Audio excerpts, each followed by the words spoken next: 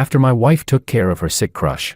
My lawyer wife, who had been secretly married to me for 3 years, finally remembered that today was our wedding anniversary. But when she rushed home, all she found was a divorce agreement. And what she never could have imagined was that the person handling it turned out to be her own colleague. When she stormed over to question that colleague, asking why she hadn't been informed beforehand, the reply left her utterly speechless. "I didn't know Mr. Wang was your husband. Haven't you always said you were single?"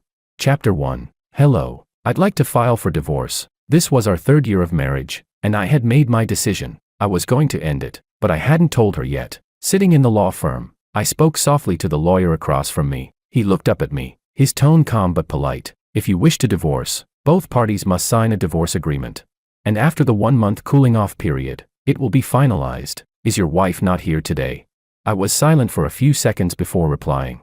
"I'll make sure she signs it." "All right then. I'll draft the divorce agreement for you first." It didn't take long for the lawyer to prepare the document.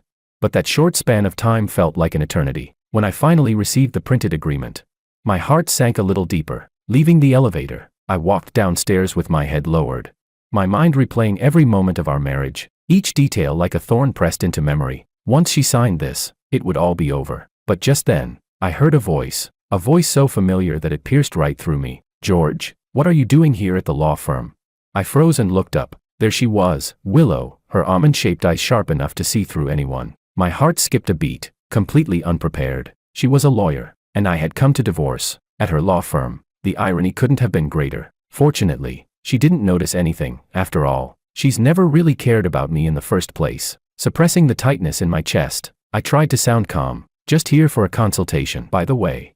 The property transfer documents for the house Dad and Mom mentioned are ready. You just need to sign them." I flipped the divorce agreement to the last page, placed it on the reception desk, and handed her a pen. The final page only had a signature line. Willow, being a lawyer, frowned slightly, her professional instinct urging her to glance through the content. But before she could, someone stepped out of the elevator, and her attention immediately shifted to him, just like before.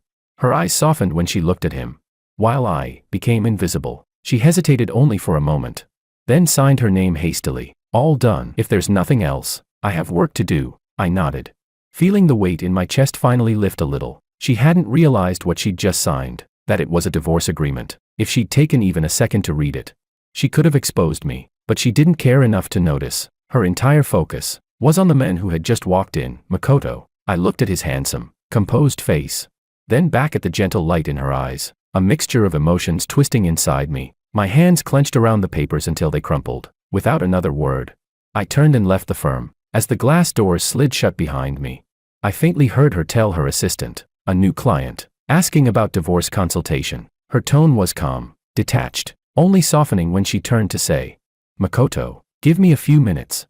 Then I'll take you to lunch." "Okay."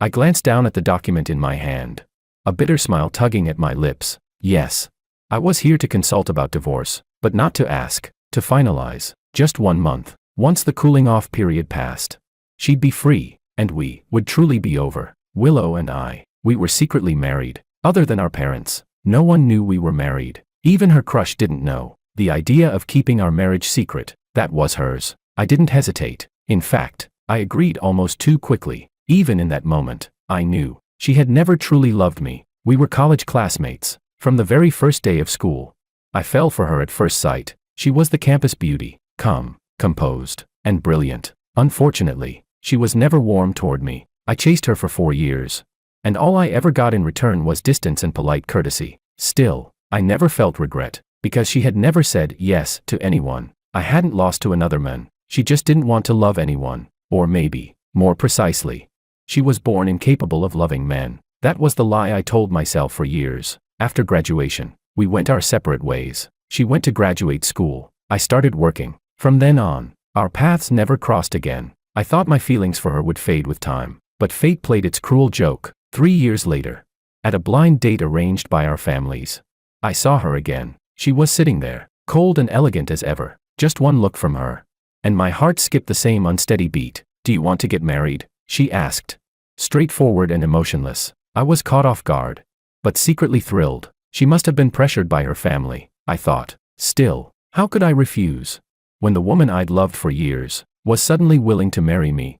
And so, we got married. I thought I'd stumbled upon a miracle, a gift from heaven, but in truth, I was just the man she used to run away from her past. It took me a while to realize. She wasn't uninterested in men, she simply already had someone in her heart. That person was her best friend's younger brother, Makoto. She was 5 years older than him. She always said she saw him as a little brother, but I could tell. That careful restraint of hers wasn't the affection of a sister. She had loved him for a long, long time, but the moment he graduated, he married his girlfriend of 3 years, and she was heartbroken, under her parents' pressure. And in the wake of that heartbreak, she chose me, in haste, without love. The night I discovered the truth, I drank myself senseless. I thought I'd give up on her, and for a while, I really did keep my distance, but only a few days later, I caved in again. I told myself, there's still time, if I just love her enough. One day, she'll see me. So I worked harder, at my job, and at our home. I tried to close the distance between us, to make her used to me, but she always kept me at arm's length. Even after 3 years of marriage, I still couldn't find a place in her heart, and for the first time, I started to wonder if my persistence had ever meant anything at all, until that day, when I accidentally found her photo album, a record of one boy's growth, from age 6 to 25, every photo, every caption, perfectly organized. It wasn't the first time I'd seen her meticulous side, but this time, her carefulness carried something deeper: emotion, obsession, attachment, and I couldn't pretend not to care, especially that night, the night she drank. She almost never touched alcohol, but that night, she was completely drunk, smiling with a kind of childlike joy that I hadn't seen in years. I asked her what had happened. She only smiled, said nothing. Later, I found out Makoto had divorced. In that moment, I understood. The window to her heart had never been open for me. I was nothing more than her refuge,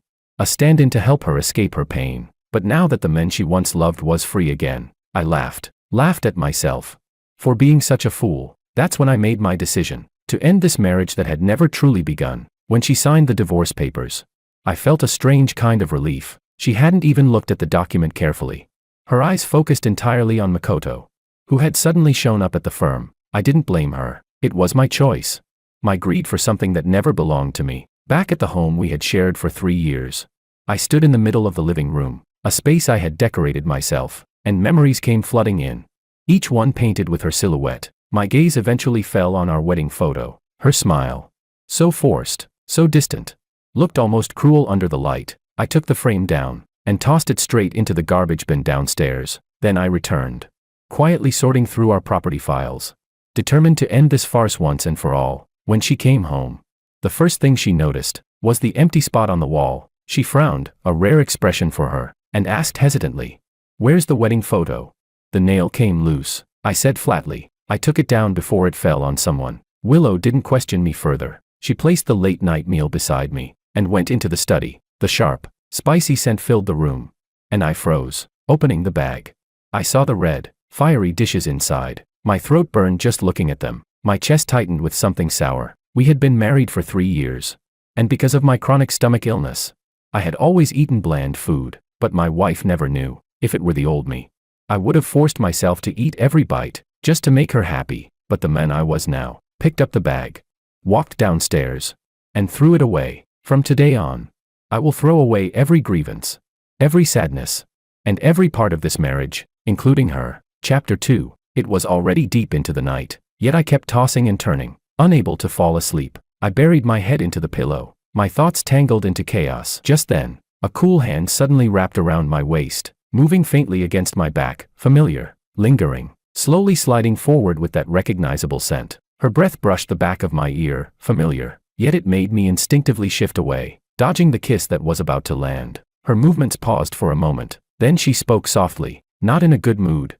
I kept my eyes closed and lied casually. "My stomach hurts. I just want to rest." She didn't press further, just a gentle mm. Then she nestled quietly into my arms. I thought she had fallen asleep. Unexpectedly, her voice came again. "That property contract you mentioned earlier, can I take a look? I'm worried there might be loopholes." My eyes snapped open, my heartbeat quickening as if something had struck me. She really wanted to see it. Panic surged, but I couldn't refuse. "You really want to see it?" She looked up at me, a flicker of confusion in her eyes, but still nodded. I stayed silent for a while. Finally, I got up and went to the study, pulling out that so-called property agreement. In truth, it was our divorce agreement. Just as I was walking back to the bedroom with the document, ready to hand it to her. Her phone suddenly rang. Willow, Maria's drunk again and causing trouble outside, you need to come. The man's voice on the other end was frantic and rushed. I heard every word clearly. Her face changed instantly. While answering the call, she was already throwing on her coat. Watching her swift movements, I couldn't help but speak up. Again, is it your brother who's getting divorced causing trouble this time? She froze mid-step and turned to glance at me. Her tone grew more serious than usual, as if trying to keep me from overthinking. It's his ex-wife. She's drunk and waving a knife at his door. I have to bring the bodyguards and check it out. It'll be a mess if something happens. I said nothing more, only nodded slightly. Be careful. She left the room in a hurry. The moment the door closed, it felt like all strength drained out of me. I sank back onto the bed. That night, I didn't sleep at all. When dawn began to break, I picked up my phone to check the time, and accidentally swiped open my WeChat moments. At the top was a new video posted 2 days ago by Makoto, someone I had secretly added. In the clip, the red sun slowly rose between the mountains, flooding the world with golden light. People gasped in awe, cheered, and when the camera panned across the crowd, I saw her, Willow. She stood among them, her face bathed in the gentle glow of morning, her lips curved in a smile that relaxed, long-lost smile. Yesterday's darkness has ended. Everything will be reborn. The video ended on that sentence. I stared blankly at the screen, my chest tightening as if punched, a dull, suffocating ache with nowhere to go. He, Makoto, was divorced now. With her help. How could it not happen? Willow was always decisive and capable. He was the one she had loved for years. As long as he needed her, she would give everything without hesitation. She was never meant to be mine. Now that the right person had returned to being single, I was nothing more than a transitional chapter during her emotional vacuum. She wouldn't need to say it, I could already picture it clearly. Her gentle voice telling me she wanted to end our marriage and start anew, and I would nod, as she wished. A bitter smile crept onto my lips. I put the phone face down on the nightstand. My mind replayed the way she had signed her name at the bottom of that agreement earlier in the day, without a second of hesitation. So this is what true letting go feels like, effortless, almost serene. She hadn't even looked twice, not realizing, or perhaps not caring, that it wasn't a property contract at all, but our divorce agreement. I had already made the decision for her. Rather than waiting for the day she spoke first, it was better for me to end it myself. Taking the initiative to let go, at least that would leave me a little dignity, rather than being forced into an embarrassing silence. I put my phone down and stood up, beginning to pack away all the couple's items we'd once bought together, the matching keychains, mugs, toothbrush cups, pajamas. Things I once couldn't bear to throw away with even a glance, I now placed into the box one by one, without a trace of hesitation. When the box was full, I carried it downstairs. It was heavy, dragging on my fingers until they tingled with numbness. Just as I reached the bottom of the stairs, I happened to run into her returning home. She immediately noticed my strained expression and came over quickly. Why are you throwing out so many things?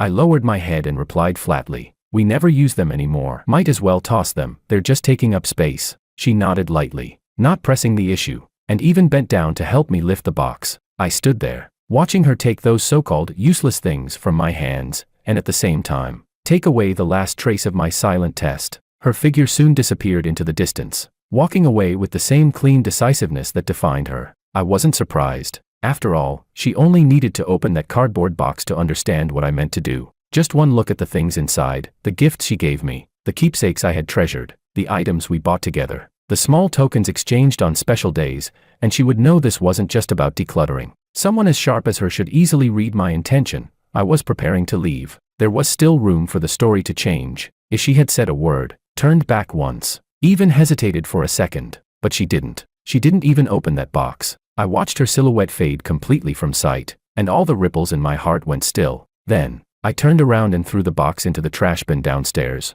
Along with it, I sealed away the last trace of possibility. No lingering affection, and none worth lingering for. Chapter 3. That afternoon, my computer suddenly froze, with a pile of documents still waiting to be organized. I had no choice but to step into Willow's study and ask to borrow her laptop. She didn't say much, simply handed it to me. I sat down, plugged in my hard drive, and as I waited for the files to transfer, a pop-up message appeared on her screen. Without thinking, I clicked on it. Willow, the firm's dinner tonight, are you bringing your boyfriend?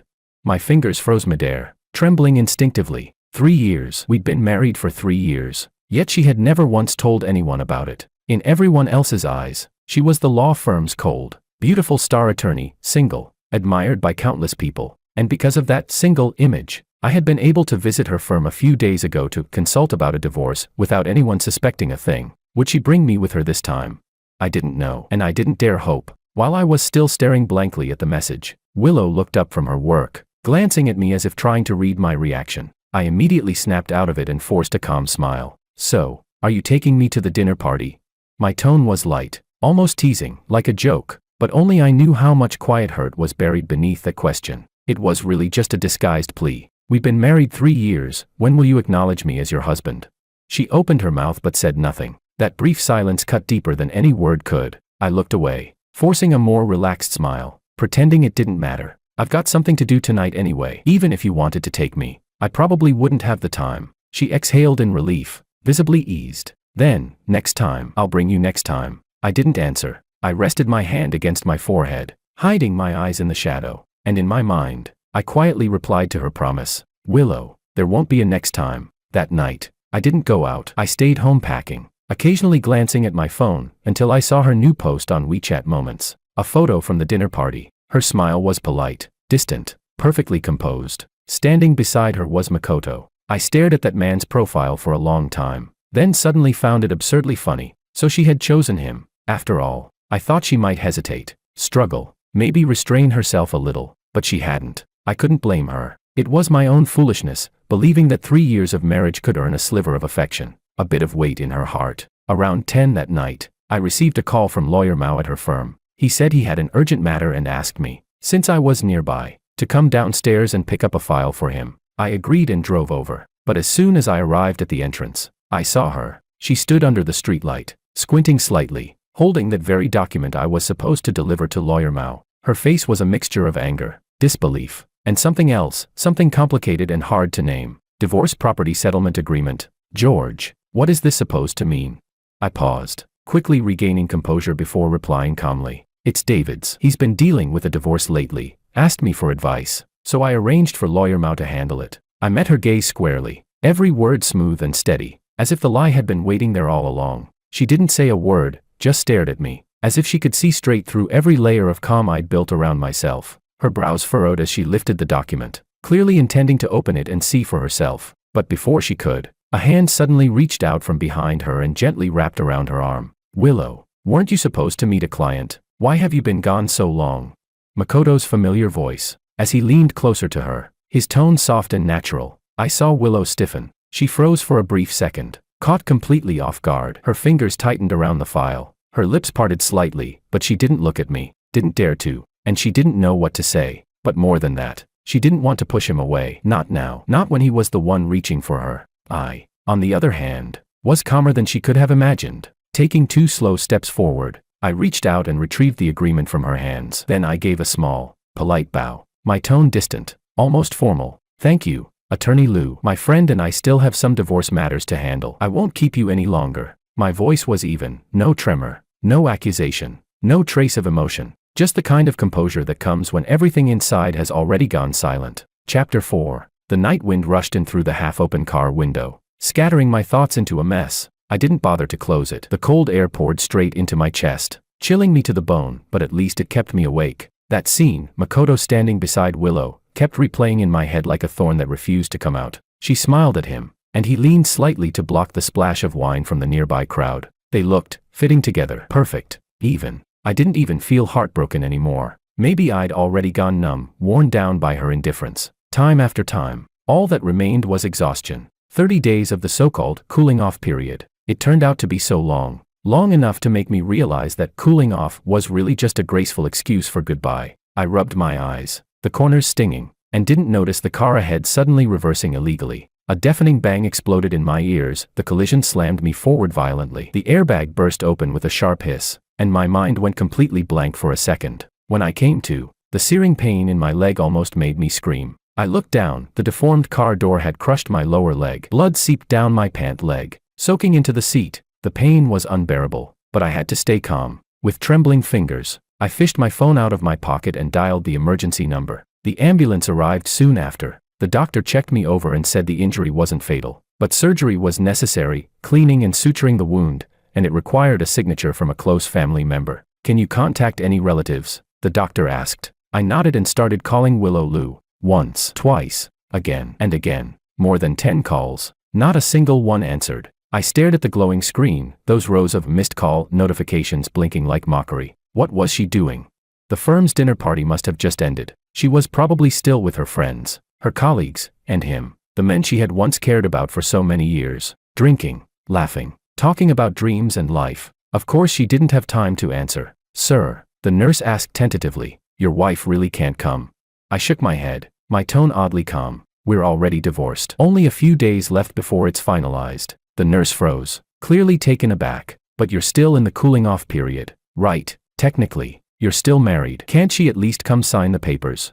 I didn't respond right away, just smiled faintly, a bitter smile. 3 years of marriage, not that long. Really, but I remember every moment I humbled myself for her, waiting alone at the dinner table until midnight, hoping she'd come home for a meal, forcing myself to study 2 whole volumes of the Civil Code just to share a world, only to have her dismiss me with, you're not a professional, don't talk nonsense, planning surprises, buying gifts, trying to earn even one genuine smile, and she'd say she was too tired, had no energy for that. Everything I thought was effort, to her, was just unnecessary noise. In 3 years, she hadn't once slowed down for me, not even for a day. I used to believe that even if I didn't say it, she might still care, just a little, but now she wouldn't even pick up the phone. A wife who can't be reached when her husband's in a car accident, I murmured, my voice light, detached, as if telling someone else's story. What difference does it make if she comes or not? The nurse sighed, eyes filled with pity. Then, call a friend, at least. Chapter 5. These past few days, it was David who stayed at the hospital taking care of me. I didn't expect Willow to come, but on the 4th day, she showed up at the door to my ward. When I saw her, something inside me trembled a little. Not surprise, more like a kind of indescribable fatigue. Her gaze fell to the bandages around my ankle, and confusion flickered across her face. You were in a car accident. Why didn't you tell me?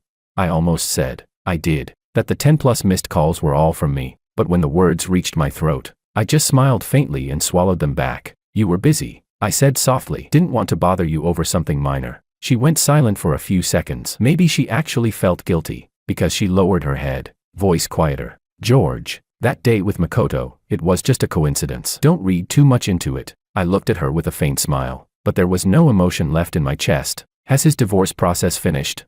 She froze for a moment, then nodded. Yes, it's done. They're officially divorced. I gave a light chuckle. Congratulations then. I hope mine goes just as smoothly. She blinked, clearly not catching the real meaning behind my words. Before she could say anything more, her phone rang. She glanced at the caller ID, hesitated, and then stood up to answer it in the hallway. Only when she left did I finally feel like I could breathe properly again. For 3 whole years, when had I not watched my words and measured my tone around her? Even when I felt hurt, wronged, or heartbroken, all that ever came out of my mouth was, it's fine. After she stepped out, I answered a call from David. We were talking about how 15 days remained in the cooling off period when, click, the door opened. Cooling off period? Who's getting divorced?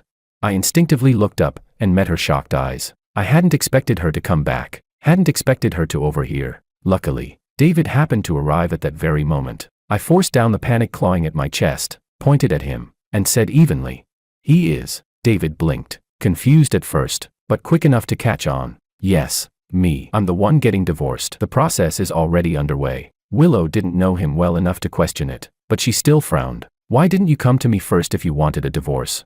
David faltered, searching for words. I hurried to cover for him. You were busy handling Makoto's divorce case. I didn't want to disturb you. Just as I expected, the mention of Makoto made her flinch. She quickly changed the subject. Well, if you need help later, you can always come to me. I said nothing. She wasn't stupid. If she'd cared even a little, just enough to notice the details, she would have seen through the cracks long ago. But the moment something involved Makoto, it was like someone pulled the plug on her logic and awareness. And at last, I understood what people meant when they said love makes you blind. Watching her type rapidly on her phone, restless and distracted, I silently began to count down in my head. 10, 9, 8. When I reached 1, she stood up, just as I knew she would, and came up with an excuse. The firm needs me. I have to go for a bit. What day are you getting discharged? I'll come pick you up. I nodded lightly, already knowing she wouldn't. The day after tomorrow. She left. I waited all day and night, but the door to my room never opened again. When I finally picked up my phone and opened WeChat Moments, it was exactly what I expected. Makoto's new post, bright blue sky, rolling waves, a beach photo. He was smiling, relaxed, carefree, and she was probably there with him. I called her. Before she even answered, I already heard the faint sound of the ocean through the line. "George," she said, her tone brisk. "I'm out of town on a business trip. What's wrong?" She'd forgotten today was the day I was discharged. Of course, he was always the important one, and I was just the umbrella she pulled out when she felt lonely, temporary shelter from her storms. But I was done. I didn't confront her, didn't remind her. I just asked, like I always did, calm and polite, "When did you go? How long will you be gone?" "Left 2 days ago. I'll be back tomorrow." "I see," I murmured. "Take care of yourself." Chapter 6. After hanging up the phone, I called a car myself. Standing at the hospital entrance, I took out my phone and opened the calendar. 10 days left. 10 more days, and I'd be free. This 3-year dream, this illusion of love, would finally end. So what if she didn't come to pick me up? At least I'd learned something. Never again should I lose sleep over someone who would never turn around for me. When I got back home, I'd planned to move out right away, to end this relationship that looked like a marriage but had long become a hollow shell. But with my legs still injured and my movements slow, I couldn't do everything myself, so I called a moving company to come pack things up. Boxes piled up across the living room as the workers moved busily back and forth, doors wide open. I sat quietly on the sofa, watching the home I'd once arranged with such care being dismantled piece by piece, like attending the funeral of something I'd already lost. Then I heard the familiar click of high heels from outside the door. She was back. Willow stood in the doorway, looking as composed as ever, only frowning slightly when she saw the mess in the living room. "What's going on? A moving company?"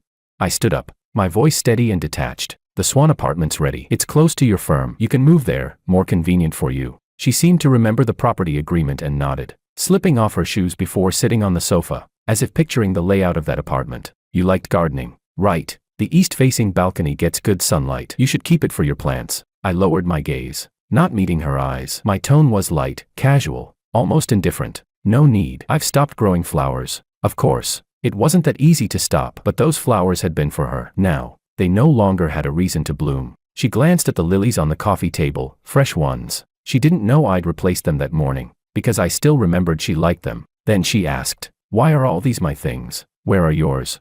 "Already moved," I replied without hesitation. She didn't seem suspicious, probably assumed I'd sent my things ahead to the new home. She poured herself a glass of water and reminded the movers not to mix up the labels on the boxes. I said nothing, only looked at her quietly. There was no chance of confusion. That new home contained only her belongings. Mine had no place there. I had no intention of inserting myself into her life again. Once everything was packed, she naturally reached out to help me downstairs. But the moment the elevator doors opened, before I could take a single step, they appeared, Makoto and his younger sister. We all froze. For a few seconds, the air itself seemed to stop moving. Willow instinctively released my arm and stepped forward, positioning herself between me and them. That reaction, whether instinct or reflex, spoke volumes. "What are you doing here?" she asked. Makoto smiled and said he came to give her a surprise. He explained that Susan wanted to see the new house, and since he hadn't been there either, he asked her parents for the address and came over. I didn't move, didn't even glance at him again,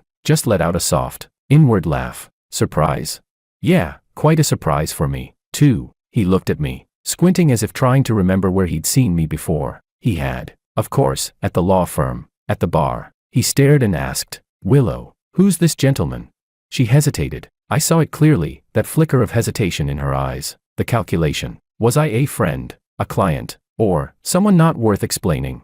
I didn't want to see her struggle, didn't want to humiliate myself either. So I stepped forward, offered my hand, and smiled politely. "George, Lou's old college classmate. I'm going through a divorce right now. Came to ask an old friend for some help. Didn't expect to walk in while she was moving. Bad timing." That line snapped Willow out of her daze. She looked at me first with guilt, then quickly followed my lead, introducing everyone as if nothing were amiss. Everything appeared ordinary, calm, even, but I could see a flicker of doubt in Makoto's eyes. Still, with so many people around, he didn't press. Instead, he urged his sister to help the movers. Then he came over to me, smiling casually. "So, George, why are you getting divorced?"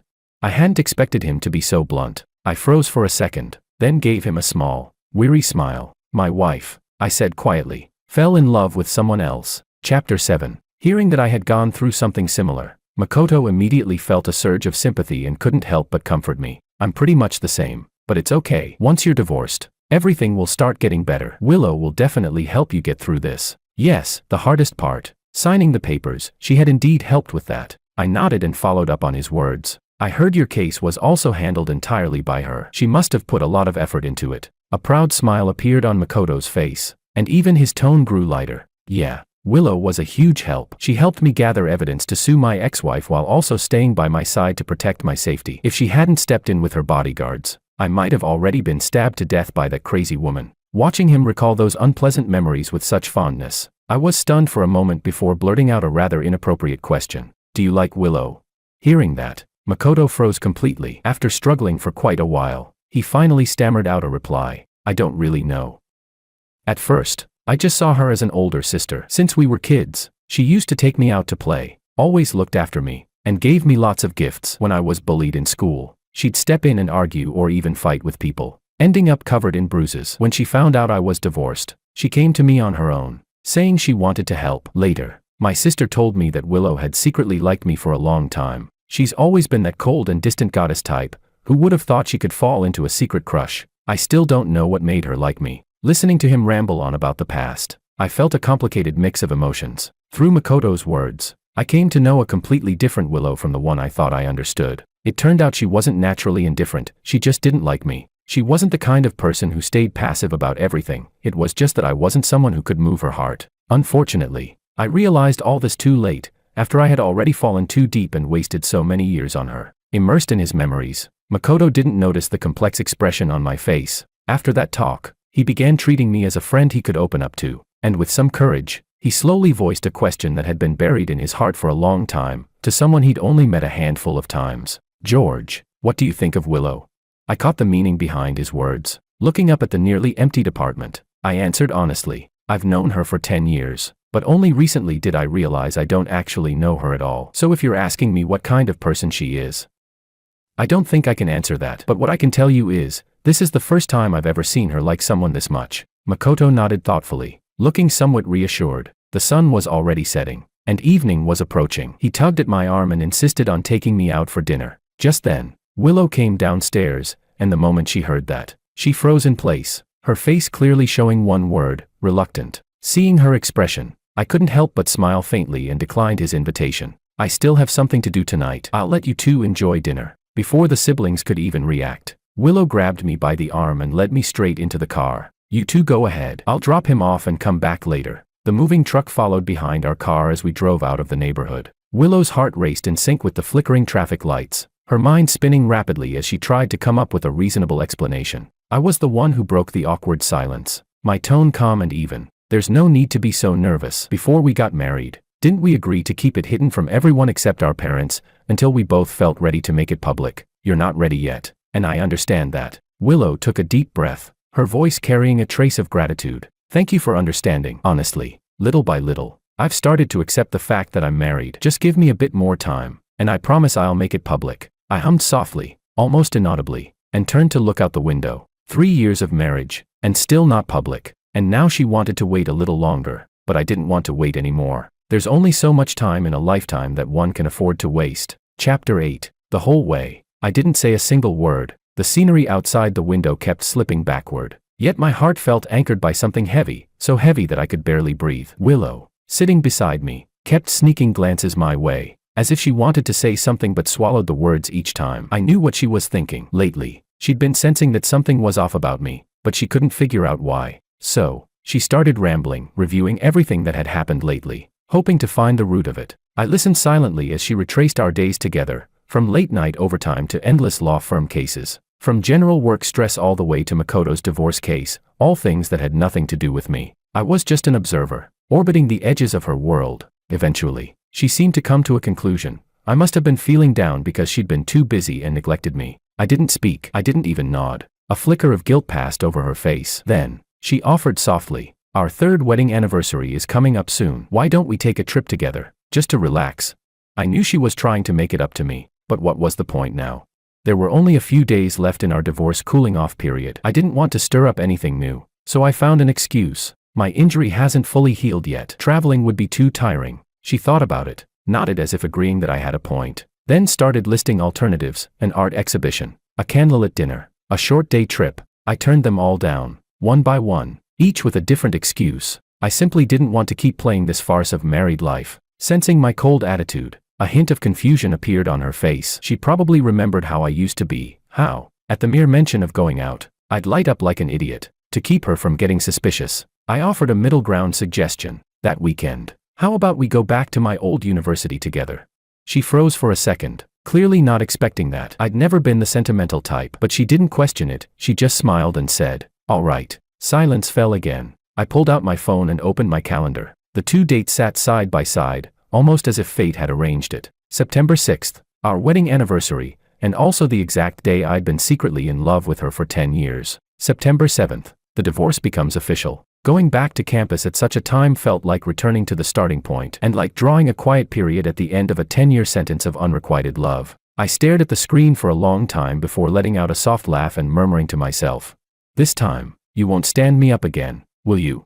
She raised an eyebrow, the corners of her lips curving with rare amusement. "When have I ever stood you up, George? Don't slander me." I didn't respond. I turned to look out the window. In my head, I started counting. The last time, you promised to pick me up from the hospital, but instead you went to the beach with Makoto to watch the sunrise, leaving me alone in a hospital bed. The time before that, you said you'd celebrate my birthday with me, but you ran off to help him gather evidence for his case, saying you were too tired and forgot. And before that, you agreed to go back to my hometown with me, but he got his heart broken, so you stayed to drink with him, leaving me stranded in the suburbs by myself. Again and again, whenever it came to him, you always remembered, but me, I was always the one you forgot. That's not standing me up, that's priority, and I've never been yours. The following week, she didn't come home again. Every morning, the first thing I did was tear another page off the calendar. The house grew emptier and quieter with each passing day. I packed the last of my things, not just to tidy up, but as if preparing for my own quiet farewell. Time passed quickly,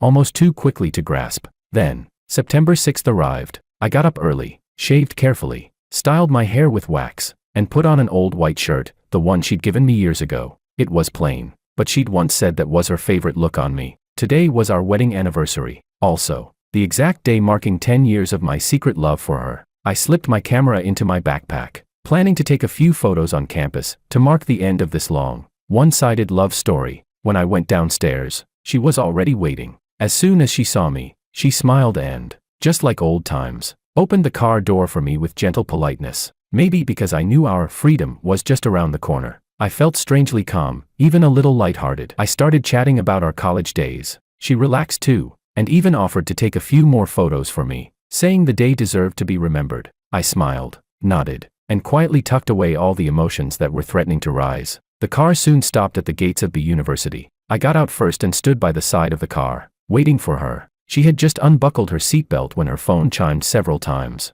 I hadn't planned to pay any attention, but when she didn't get out of the car for a long moment, I couldn't help but glance back. Her hand hovered over the phone screen, her expression hesitant. I didn't know what message she had just read, but a faint uneasiness began to tighten in my chest. After a few seconds, she looked up at me and said, "George, something urgent came up at the firm. I need to go handle it." I froze. Today of all days. Today was our wedding anniversary. She wasn't really planning to leave, was she?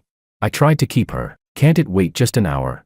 She hesitated, then shook her head decisively. "It's really important." "I'm afraid it can't." I smiled faintly and didn't press further. I wasn't an idiot. Her eyes, her tone, her expression, I understood them all too well. It was probably him again. But now, I no longer had the strength to expose it, to argue, or to demand an explanation. I let go of the car door and took a step back, watching her return to the driver's seat. Maybe she felt a little guilty, because she made the same kind of promise she always did, the kind that never meant anything in the end. "Just take a taxi home first." "Okay, once I finish up these next few days, I'll come with you again. We can even invite some of your professors for dinner." I didn't answer. She probably didn't realize this was going to be our last time. I stood there watching her leave, eyes following the car until it disappeared completely from view. For a moment, I looked up at the sky. The sunlight was so bright it hurt my eyes. I squinted, took my camera from my bag, and walked alone through the university gates. 30 minutes. That's how long it took me to visit every place where I had once felt my heart stir, where I had once waited,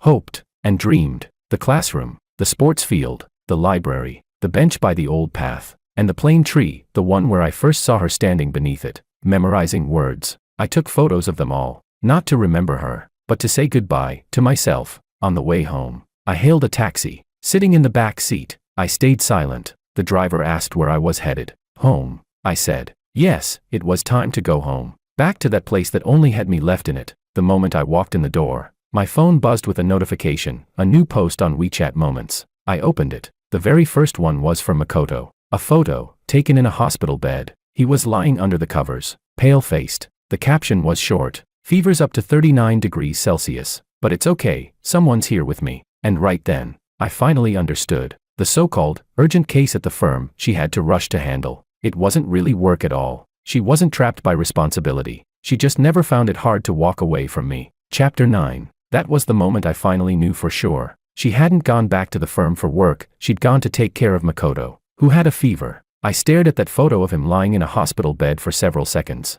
Then I thought of how she had sat in the car that morning, looking me straight in the eye and swearing that something urgent came up at the law firm. I couldn't help but laugh under my breath. For him, she couldn't spare even half an hour. Hey, Willow, did it ever cross your mind that if you knew these few hours would be the last time we'd ever be together, would you regret standing me up once again? I shook my head. No, it didn't matter anymore. I opened WeChat, found Lawyer Mao's chat, and typed, Lawyer Mao, today's the last day of the divorce cooling off period. Do I still need to go to the firm to complete any paperwork? It didn't take long for him to reply. No need, Mr. Wang. Since the cooling off period ends today, the process is now officially complete. Congratulations on your new beginning. A new beginning. Those 3 words looked almost ironic on the screen, and yet I felt unexpectedly light. Yes, from today onward. From the moment I stopped loving Willow. From the moment I stopped hoping for her. I, George, would finally begin the brilliant life that belonged only to me. I smiled as I closed my phone and walked back inside the house. 3 hours left. I gathered up the last few things in the apartment that were mine, and threw them out, one by one. No hesitation, no sentimentality. 2 hours left. I opened my laptop and imported the photos I'd taken that morning at the university, stitching them together into a short video. There I was in those pictures, standing at the library steps, sitting on the bench by the track, leaning against the plane tree where we first met. But she wasn't in any of them, and that was fine. Those memories didn't need her anymore. 1 hour left. The video was finished. I watched it once through, then picked up my camera, turned on the recorder, and faced the lens. It was the last letter I would ever send her. No blame, no sorrow, just calm, simple words. Willow, our 10 years end here. When I finished, I took the memory card out and placed it back into the camera. I set it carefully on the bedside table, next to the signed divorce papers. Everything was in its place. I picked up my last suitcase and walked out the door. I didn't look back. I wasn't going to. From this moment on, Willow, we are divorced. I wish you happiness. And as for me, I'm finally free. On the other side, Willow didn't leave Makoto's place until his fever had mostly gone down. As she drove home, she dialed George's number, wanting to fulfill her promise from before. But after more than 10 calls, all she heard was the same cold message. The number you are trying to reach has been powered off. Messages went unanswered too. In 3 years of marriage, this was the first time Willow couldn't reach him. Memories of his car accident flashed in her mind, and unease crept up her spine. She turned the car around and drove straight home. The new apartment was neat, everything back in its proper place, no longer cluttered and chaotic. But with just one glance, Willow felt something was wrong. George's belongings, not a single one remained. Her heart skipped a beat. Panic flared. She rushed to the old house. The place was empty, utterly silent. She searched every room, calling his name, but no one answered. Only when she stepped into the bedroom did she see it, a camera sitting on the bedside table, next to a stack of papers. She recognized it immediately. Just days ago, he had been smiling while holding that camera. A breath of relief escaped her. Maybe he'd just gone out filming again. She pressed the power button, wanting to see what he'd recorded. The screen lit up. Soft, cheerful music began to play. A montage of video clips rolled, familiar corners of the university. Between the scenes, lines of text appeared. She was about to skip ahead when his voice filled the room. Willow, there are still lots of students skating at the plaza. I still remember confessing to you here for the first time. You turned me down, and that night I stayed up being emo the whole time. Willow, the library's still crowded as always. I didn't dare disturb anyone, so I took this from afar. Looks familiar, right? It used to be your favorite spot. Willow, this is the street you always took on your way home. And I was there too, watching you in secret, for 4 whole years. As the footage played, Willow felt herself drawn back 6 years, to those carefree, sunlit college days, back to the time when George had followed behind her, shy but persistent. Unconsciously, the corners of her lips curved into a faint smile. The music faded, but the video wasn't over. There was still 1 minute left. She thought maybe there would be some kind of surprise, perhaps he'd appear on screen with flowers or a message. She looked around expectantly, but he wasn't there. Perplexed, she pressed play again. After a few seconds of darkness, his face appeared in the center of the screen. His eyes were red, his expression tired. A chill of dread began to crawl up Willow's spine. Willow, this year marks 10 years since we met, 10 years since I first fell for you. Hard to believe, isn't it, that I've liked you long enough to measure it in decades? Honestly, it's hard for me to believe too, after all. How many decades does a person get in one lifetime?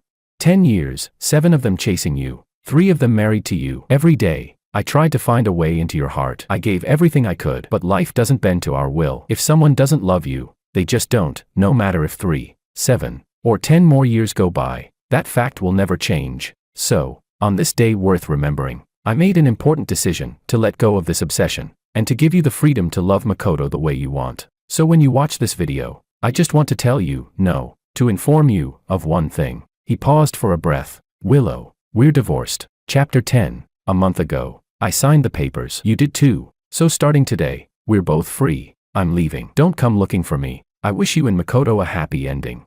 And may the rest of my life burn bright and unrestrained. Each word exploded in Willow's ears like spring thunder. She couldn't believe what she was hearing, her pupils dilated, lips trembling uncontrollably. What did he mean she had signed the papers? He had signed them.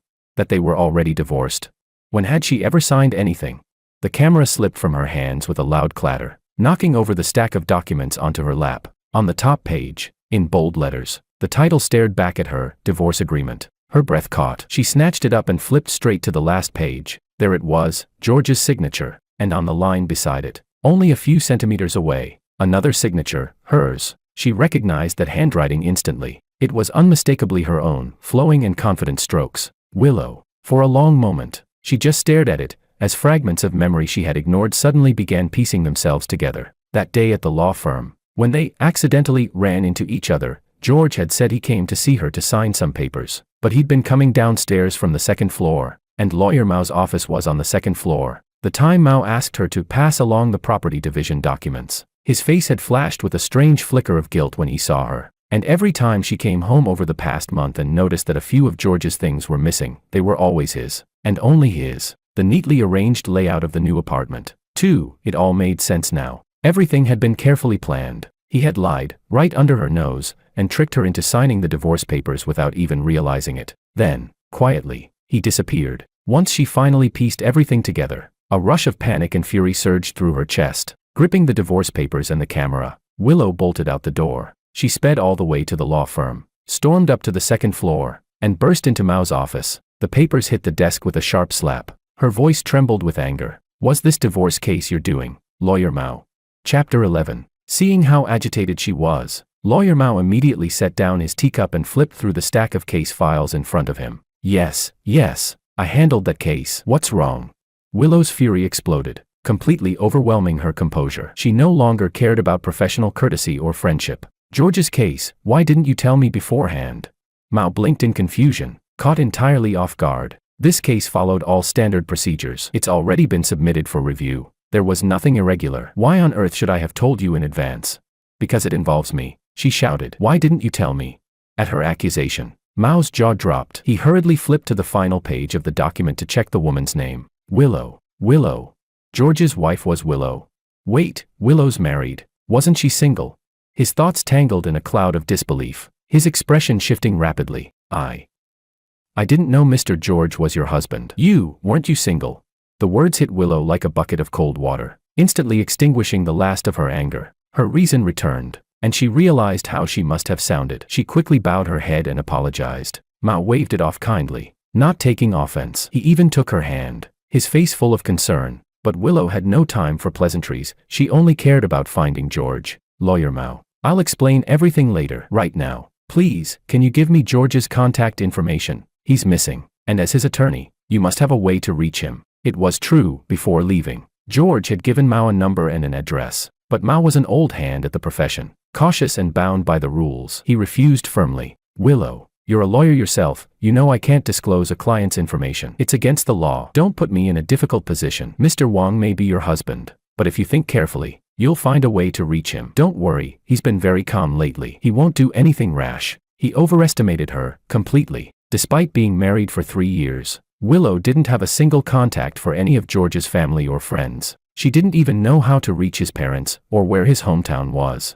She truly had no way to find him. So she tried pleading, reasoning, and persuading, hoping to move Mao with emotion. But no matter how hard she tried, his answer never changed. "I can't tell you anything." Desperate, Willow finally resorted to a compromise. She wrote a letter and asked him to forward it to George on her behalf. Later that evening, Mao sent her a message. Mr. Wang saw the letter, but he didn't respond. Willow immediately opened WeChat, her fingers trembling, ready to send him a message, only to find that his profile picture was grayed out. Under his name, the words glared back at her. "This account has been deleted." He had really done it, severed every last tie between them. After 10 years of knowing him, Willow suddenly felt as if she were meeting George for the very first time. Chapter 12. After leaving the capital, I didn't go home, nor did I tell anyone. I went straight to the train station. I had no destination in mind. Standing in front of the electronic board, I pointed randomly at a place, Dragon City, and bought the earliest departing ticket. This was my first trip after the divorce. Heading from north to south, the temperature gradually rose. The scenery outside the train window became humid and warm, as if reminding me that this was a complete farewell. When I arrived in Dragon City, I carried my luggage out of the station. The place was unfamiliar, and I didn't bother checking any travel guides. I simply found a small inn to leave my bags, then started wandering the streets. No one knew me here. No one knew I had just gotten divorced. I ordered a steaming bowl of rice noodles and sat at a bustling street stall, sipping a cold drink. For the first time, I felt an indescribable sense of relief. A notification chimed, ding dong. I looked down. It was a message from Lawyer Mao. "Hey, brother-in-law. Why didn't you tell me who you were before filing for divorce?" Oh dear. This got messy. Since I didn't give her your contact info, Willow got quite upset with me. She wrote a letter and asked me to forward it to you. Take a look. I wasn't surprised that she was angry. After all, I had taken the signed papers and left without a word. So resolute. But that she actually wrote me a letter, that did surprise me. I opened the file Mao had sent and my eyes went straight to the page count. 8,000 words. I almost laughed out loud. Just a divorce. And she wrote 8,000 words. Was she planning to publish a memoir? It was probably full of accusations, emotional neglect, old resentments dragged up again. All that stuff. I was enjoying my noodles and in a good mood. I didn't want her words to ruin my appetite. So I closed the document, set my phone to silent, and went back to finishing that bowl of noodles. With each bite, each sip of broth, it felt like my bitterness was slowly dissolving. Afterward, I wandered through the night market, grilled skewers, cold beer, chatting casually with a few fellow travelers I'd never met before. The divorce no longer felt suffocating. Not like it had a few days ago. It was more like I had finally set down a heavy load. Later that night, back in the hotel, I thought for a moment and finally replied to Lawyer Mao with a simple, "Thank you." Then, I forwarded that ridiculously long letter back to him, adding just a few lines of my own. Too long. Didn't read. Already divorced. Don't bother. After sending it, I tossed the phone aside. If she had really wanted to talk, shouldn't she have done that during those 3 years of marriage? Why wait until now to explain? At this point, I no longer had the strength to attend her makeup lessons in love. She wanted freedom, so I let her go. And I wanted peace, so I hoped she would let me go too. Chapter 13. Willow clutched her head, forcing herself to recall everything, desperately trying to figure out where things had gone wrong. Memories surged one after another, until they stopped at the day of the move. While she and Alicia had been running up and down the stairs, it seemed that Makoto and George had spent some time alone together. But if she thought about it carefully, that day had only been the 9th day of the divorce cooling-off period. Even if he had accidentally learned something, it wouldn't have led him to such a drastic conclusion ahead of time. The real cause of everything must have started when they met at the law firm, those few days when he tricked her into signing what he claimed was a property agreement. The moment she remembered what had happened the day before, Willow's face turned deathly pale. After realizing that George had accidentally found that photo album, Willow didn't sleep a wink that night. All night long, scenes from the past years replayed endlessly in her mind. If the first decade of her life had been spent chasing after Makoto, then the 3 years after his marriage were her lessons in learning to let him go. From the moment he married his ex-wife, she had decided to treat him only as a younger brother from then on. And as for George, who had always been the one chasing her, Willow had only ever seen him as a friend at first. Perhaps because they both shared the same pain of loving someone they couldn't have. She had always felt guilty toward him. That guilt lasted for many years, until 3 years ago, when they met again. The moment she saw him, she knew he hadn't moved on. So when her parents started pressuring her to get married, she wrestled with the same question for a long time. Should she obey them and marry a stranger from a blind date? Or should she accept George, and give him a chance? In the end, she thought, if she married him, at least he wouldn't have to suffer like she did. The young Willow believed that fulfilling someone else's wish could somehow ease her own despair of unrequited love. But back then, she didn't yet understand that getting what you don't truly want can sometimes be a crueler fate than not getting what you love. And fulfilling someone, it's never as easy as it sounds. Chapter 14. On one side was the abyss of a love she had already lost. On the other, the closed walls of a marriage she was about to enter. Torn between the two, she was nearly split in half. In that near breakdown state, she suggested a secret marriage, and George agreed without hesitation. So Willow got married, confused, unsure of how to forget one man, and equally unsure how to build a life with another. During the 3 years that followed, she and Makoto rarely contacted each other, only seeing one another occasionally at group gatherings. All the photos from those gatherings, especially the ones taken with others present, she quietly stored away in that photo album. Day by day, she tried to teach herself to let go of her obsession, but letting go was never easy. Out of habit built over years, her eyes would unconsciously seek him out, her emotions shifting whenever he appeared. Especially after learning of his divorce, she felt an urgent need to help him escape his misery and start anew. After all, he had once been someone she had truly loved, and even knowing they could never be together, she still wished him peace and happiness. But all of this existed only in Willow's heart. She never said a word of it to anyone. They say unrequited love is a secret kept by one heart alone, but she forgot that George, too, had been in love with her, and that made it easy for him to see through her silence. It was only after losing him that she realized she had exposed her heart long ago. And when the truth came out, her anger wasn't just about being tricked into a divorce. She was furious that he had judged her guilty without asking for the truth, furious that he had left so abruptly, giving her no chance to explain. She was angry at herself, too, for not noticing the signs sooner, for always ignoring him out of habit, for failing to shoulder the responsibilities of a wife. But above all, she was angry that she hadn't realized sooner what George truly meant to her. After more than 1,000 days and nights together, she had long since grown used to his presence in her life. Even after hearing that Makoto was divorced, she had never once thought of ending her own marriage, because from the moment she received that marriage certificate, Willow had already made up her mind. She wanted to walk through this life hand in hand with George. Chapter 15. On the third day after George left, Willow had tried every possible way, but still couldn't reach him. Time kept slipping away, and the panic in her heart grew heavier with every passing hour. Makoto had come looking for her several times during those days, but she had turned him down each time. So when he finally showed up at her door and saw her haggard, pale face, he was startled, his eyes full of concern. "Willow, what happened to you?"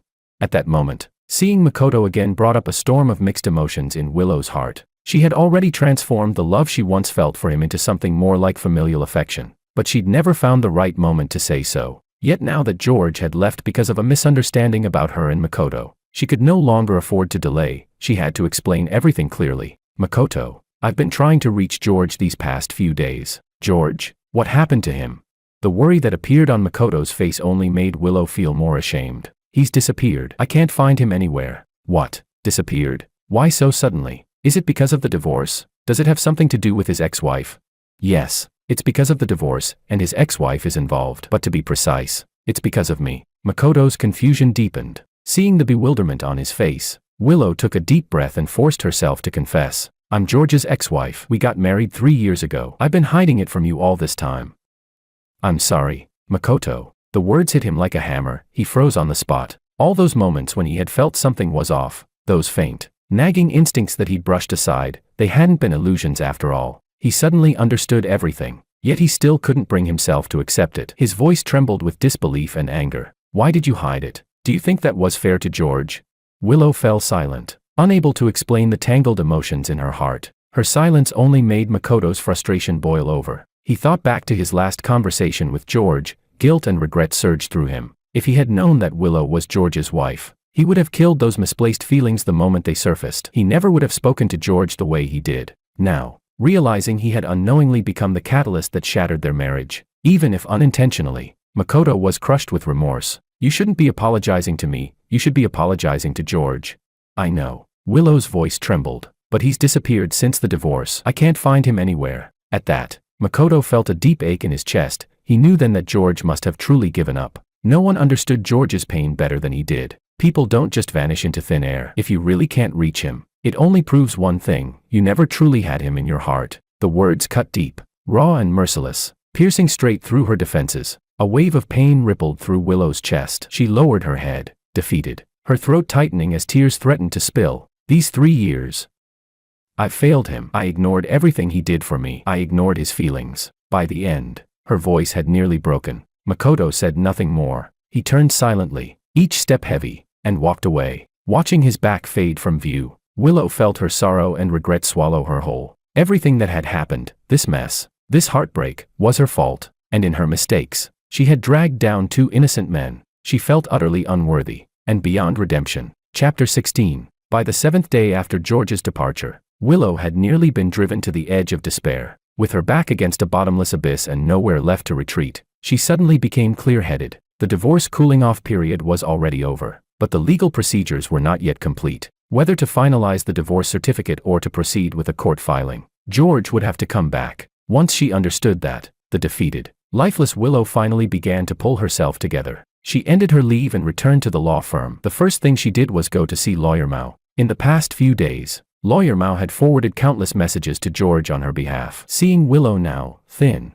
pale, and exhausted, he couldn't help feeling sorry for her. He was about to offer a few words of comfort, but she spoke first, her tone calm and composed. Lawyer Mao, please tell him that I agree to the divorce. He can come back to sign the papers. Lawyer Mao nearly choked on his tea. You're agreeing to it just like that? You're not even going to try to win him back? You've been married for 3 years. For heaven's sake. He refuses to talk to me. What else can I do? The only thing left is to respect his decision. I can't exactly drag him into court over it. Lawyer Mao sighed deeply and shook his head in helplessness. All right then, I'll notify Mr. Wang. Don't be too hard on yourself. Willow said nothing more and quietly returned to her office. She sank into her chair, her body, tense for so long, finally relaxing just a little. In her mind, though, she was already planning her next move. The truth was, she had never actually intended to go through with the divorce. What she told Lawyer Mao was just a pretext, a way to lure George back so that she could at least see him once more. As long as he returned to the capital, she would have a chance to explain everything. He had loved her for 10 years. If she could clear up the misunderstanding, surely, just maybe, there would still be a chance to start over. A message soon came from Lawyer Mao. George was at the seaside, sunbathing. In the week since he had left, he'd already traveled through 2 or 3 cities, seemingly having left all the bitterness and frustration of the divorce far behind him. Chapter 17. When I saw Willow's message on WeChat, just 4 simple words, I agreed to divorce, I didn't feel the slightest sense of relief. Instead, I felt a twinge of suspicion. Hadn't she been pestering me for days, writing long letters, sending endless messages, and now she suddenly agrees? Was this another one of her tricks? I wasn't about to let myself be fooled again. To be safe, I messaged Lawyer Mao to confirm whether that meant the process was finally over. His reply came almost instantly. After the cooling-off period ends, both parties must personally go to the Civil Affairs Bureau to finalize the divorce registration. Otherwise, the agreement is invalid. The only alternative is to file a lawsuit. Reading that, I was left speechless. Seriously, I just wanted a divorce. Why did it have to be this complicated? Was fate itself trying to stop me from escaping this miserable loop? I sat at the edge of the bed, sighed heavily, and stared at the ceiling with a bitter laugh. Then I got up, put on my sunglasses, and started packing my things in silence. My trip to Dragon City would have to come to an abrupt end. The next morning at 10, I boarded a flight back to the capital. The moment the plane touched down, I felt reality come crashing back down on me. At the exit, David was holding up his phone like a human signpost, standing on his toes to look through the crowd. When he finally spotted me, his eyes went wide. Damn, George, you got so tan. I smirked lazily and replied, this isn't a tan, it's a healthy bronze glow. He burst out laughing, clapping me on the shoulder. All right, as long as you're cracking jokes again, I can relax. Honestly, my mood was better than it had been in weeks. On the drive back, I told him a few funny stories from the trip. Then out of nowhere, he asked, so, Willow really agreed to the divorce?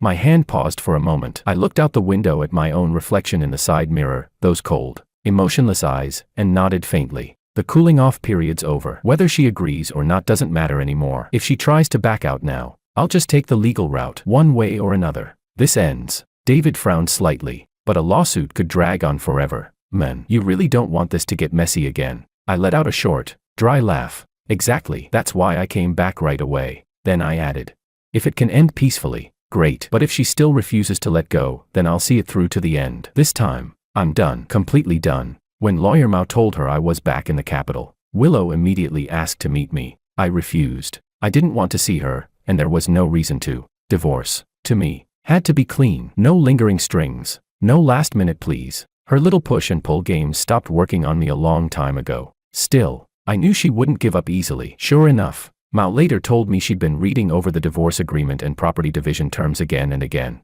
and even revisited our old home, trying to recreate every detail with new things, as if rebuilding the past would bring me back. Did she really think I'd change my mind?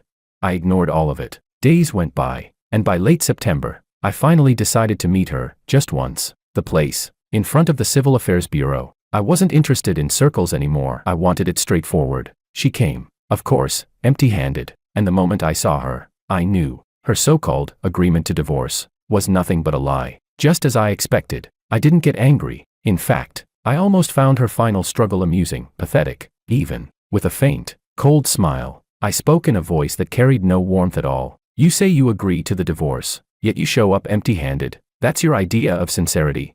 She didn't reply. She just stared at me, eyes locked on my face, as if trying to find some trace of emotion, anything that might reassure her. But I disappointed her. I looked and felt better than ever. Better even than before the divorce started. Even I had to admit, I looked healthier now. Only without her around did I finally start living like a human being again. Turns out, through this whole marriage, I was the only one who'd ever been suffering. At last, she spoke, her voice barely above a whisper. Can we talk, George? I let out a small laugh, my tone calm and detached. Sure. Once we finish the divorce registration, I'll talk about whatever you want. The last flicker of hope on her face shattered completely. Her voice came out hoarse, trembling as she tried to hold something back. I didn't bring my ID. Will you come home with me to get it, please? I didn't even bother pretending to hesitate. Go yourself. I'll wait here. But she still refused to give up, scrambling for another excuse. There are a lot of your things at home. I don't know where you put them. It'll take me a while to find them. That part, admittedly, was true. I've never been an organized person. I tend to toss things wherever, which would indeed make it a hassle for her. Still, I didn't trust her for a second. Without a word, I lowered my head and sent David a message, sharing my live location, just in case. Then I said flatly, too tired to argue anymore. Fine, I'll go with you. She drove. I sat in the passenger seat. Neither of us spoke. I stared out the window, watching the city blur past, while she seemed lost in thought, maybe replaying old memories. After a long silence, she tried to start a conversation. These past few days, where did you go? I kept my gaze forward, my voice like ice. We're already divorced. It's none of your business. That one hit her hard. I could hear it in the way she inhaled sharply before replying, her tone low but steady. We've only finished the cooling off period. The divorce isn't finalized yet. If we don't file within 30 days, the application expires. I'd been waiting for her to bring that up. These past few days, I hadn't been wasting time. I'd been poring over legal codes, studying every clause and loophole in the marriage law about divorce procedures. Did she really think she could use that to trap me? How naive. I cut her off before she could say more, unwilling to step into her logic trap. My tone was flat, edged with mockery. No need for Lawyer Lou to educate me on marriage law. What I do want to know is this: you don't even like me. So why are you using not divorcing as some kind of threat? Or are you still unhappy with the property division agreement? Chapter 18. We happened to reach a traffic light. Willow stopped the car and turned to look at me with a deep, heavy gaze. I'm not dissatisfied, she said slowly and firmly. If you really want a divorce, I can walk away with nothing. I'm not trying to threaten you. I just have too many questions I still don't understand. I just can't accept it. Can't accept it. I froze for a moment, caught off guard. She actually used can't accept it to describe how she felt now. I gave a short, cold laugh, my tone still indifferent. What is there for you not to accept? That you're being divorced without knowing the full story? Or that this time it wasn't you who filed for divorce, but me, and that hurts your pride? Neither. George. I heard her let out a soft laugh, not one of relief, but of exhaustion and bitter self-mockery, like a sigh that had been held back for too long. I can't accept being misunderstood by you. I can't accept that you won't give me even one chance. I can't accept cutting things off with you completely. I suddenly didn't know what to say. What did she even mean by that? Wasn't she the one who liked Makoto? Hadn't she been secretly in love with him for years? This marriage had always just been her way to escape from that old love, a temporary shelter at best. But the way she was speaking now, why did it sound like she truly didn't want to let me go? Then she spoke again. George, I watched the video you left at home. I know why you want to leave. It's because you think I still like Makoto, right? I stared ahead at the red light and asked quietly, isn't that true? She didn't deny it right away. After a moment of silence, she spoke in a low voice. I'm sorry. I should have explained everything to you a long time ago, but I kept putting it off. Kept waiting. I let you misunderstand. Let you hurt for so long. It's all my fault. Her apology surprised me, but honestly, by that point, I no longer wanted to hear her belated explanations. I just wanted it to end. You're right, you did wrong me, I said calmly, looking at her profile. So if you really want to make it up to me, just end this cleanly. Sign the divorce papers. Once you do, I can forgive everything. As soon as I said that, she froze. The light in her eyes dimmed instantly, and she looked almost in pain. But I didn't say more. There was no point in circling around the issue anymore. A one-sided marriage, I was done wasting my time on it. Yet suddenly, she whispered, "But I don't want a divorce." I turned to her, stunned. I even rubbed my eyes, wondering if I'd heard wrong. "What? George, I'm trying to keep you," she said, her voice barely audible. "Can you give me another chance?" I frowned instinctively. For a moment, I actually wondered if she was setting me up. She was never the type to bow her head or plead. Her sudden softness made my chest tighten. I stared at her for a long time before finally voicing the question that had been suffocating me. "You were heartbroken for 3 years and never moved on. I, on the other hand, foolishly loved you for 3 years, and you never wavered. This marriage, from beginning to end, was just me deluding myself. You never loved me. So by asking for a divorce, I'm only trying to correct a rash mistake I made back then. Now Makoto's divorced too, and he clearly has feelings for you. By all logic, you should support my decision. Free yourself early so you can pursue him openly, shouldn't you?" "No," she said softly, shaking her head. Her eyes suddenly shone brightly, looking straight at me with the same steady resolve I once had when I looked at her. "From the day Makoto got married, I told myself he could only ever be like a brother to me. I got married not because he wouldn't marry me, but because I wanted to forget him. My marriage to you was never a mistake. I truly want to spend my life with you." After all these years of knowing Willow, it was the first time I'd ever heard her speak with such solemn sincerity. It almost sounded like a confession. But I wasn't the same fool who used to melt at her every word. 10 years. For 10 whole years, I treated her as the light of my life, and yet that light had never once shone on me. Now she says she wants to spend her life with me. The cruel joke is, if she'd said this back then, I might have cried tears of joy. But now, all I feel is exhaustion. I closed my eyes, unwilling to look at those burning eyes of hers that still held a flicker of hope. My tone was as calm as I could make it, though even I could hear the chill in it. "These words you're saying," I paused, opened my eyes, and met her gaze. "Do you even believe them yourself?" Chapter 19. I never thought she would still say something like that. "I'll prove that everything I said is true. George, please, give me another chance. Okay."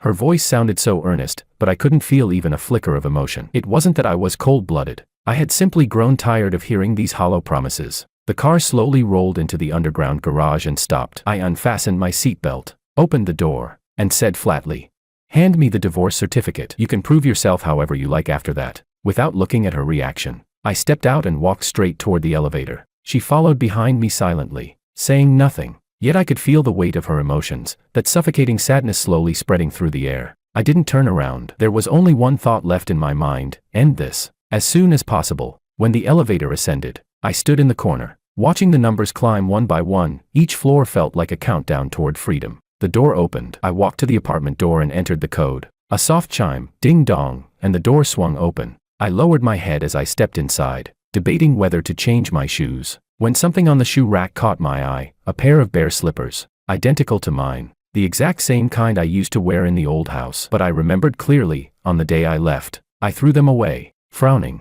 I lifted my head and scanned the room. Then I froze. This wasn't my old home, yet it looked exactly like it. The curtains, the teacups, the arrangement of the cabinets, even the wedding photo in the living room, everything was replicated down to the smallest detail. It was as if someone had reconstructed my memories, frame by frame, to make me believe that nothing had ever changed. "Why did you decorate the place like this? And where did you even get all these identical items?" I finally asked, confusion and a hint of guardedness in my voice. She stood behind me, her tone slow but stubbornly calm. "I always thought you'd move in with me, that we'd start a new life together. I never expected you'd already planned to leave, to abandon me here alone.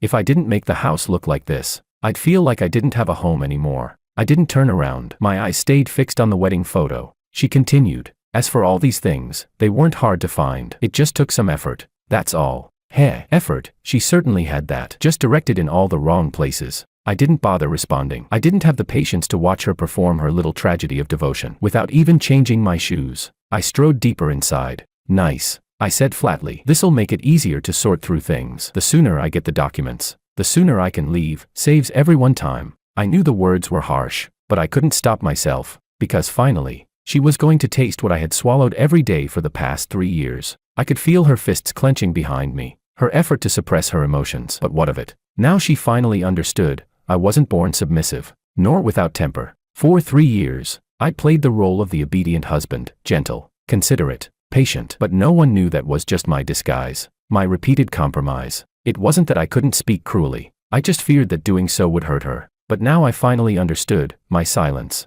my tolerance, my restraint to her, they were nothing more than expected. She never truly considered me. Even when I was covered in wounds, she still found ways to sprinkle salt into them. And now, she says she wants to win me back, but me?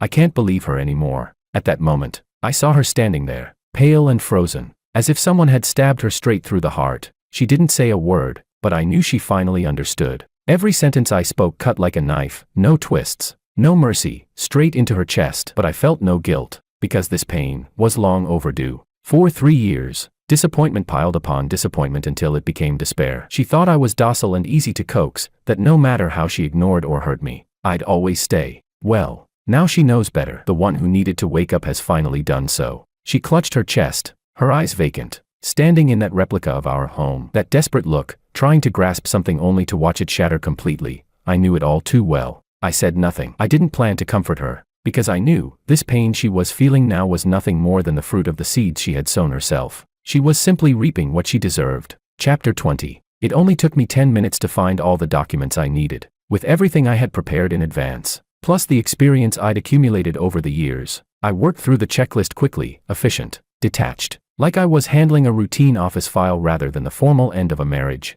After stuffing the papers into a folder, I walked out of the room, only to find her slumped by the door, pale-faced and dazed. I narrowed my eyes. What kind of act was she putting on this time? Was she trying to feign illness now, to delay the divorce procedure on purpose?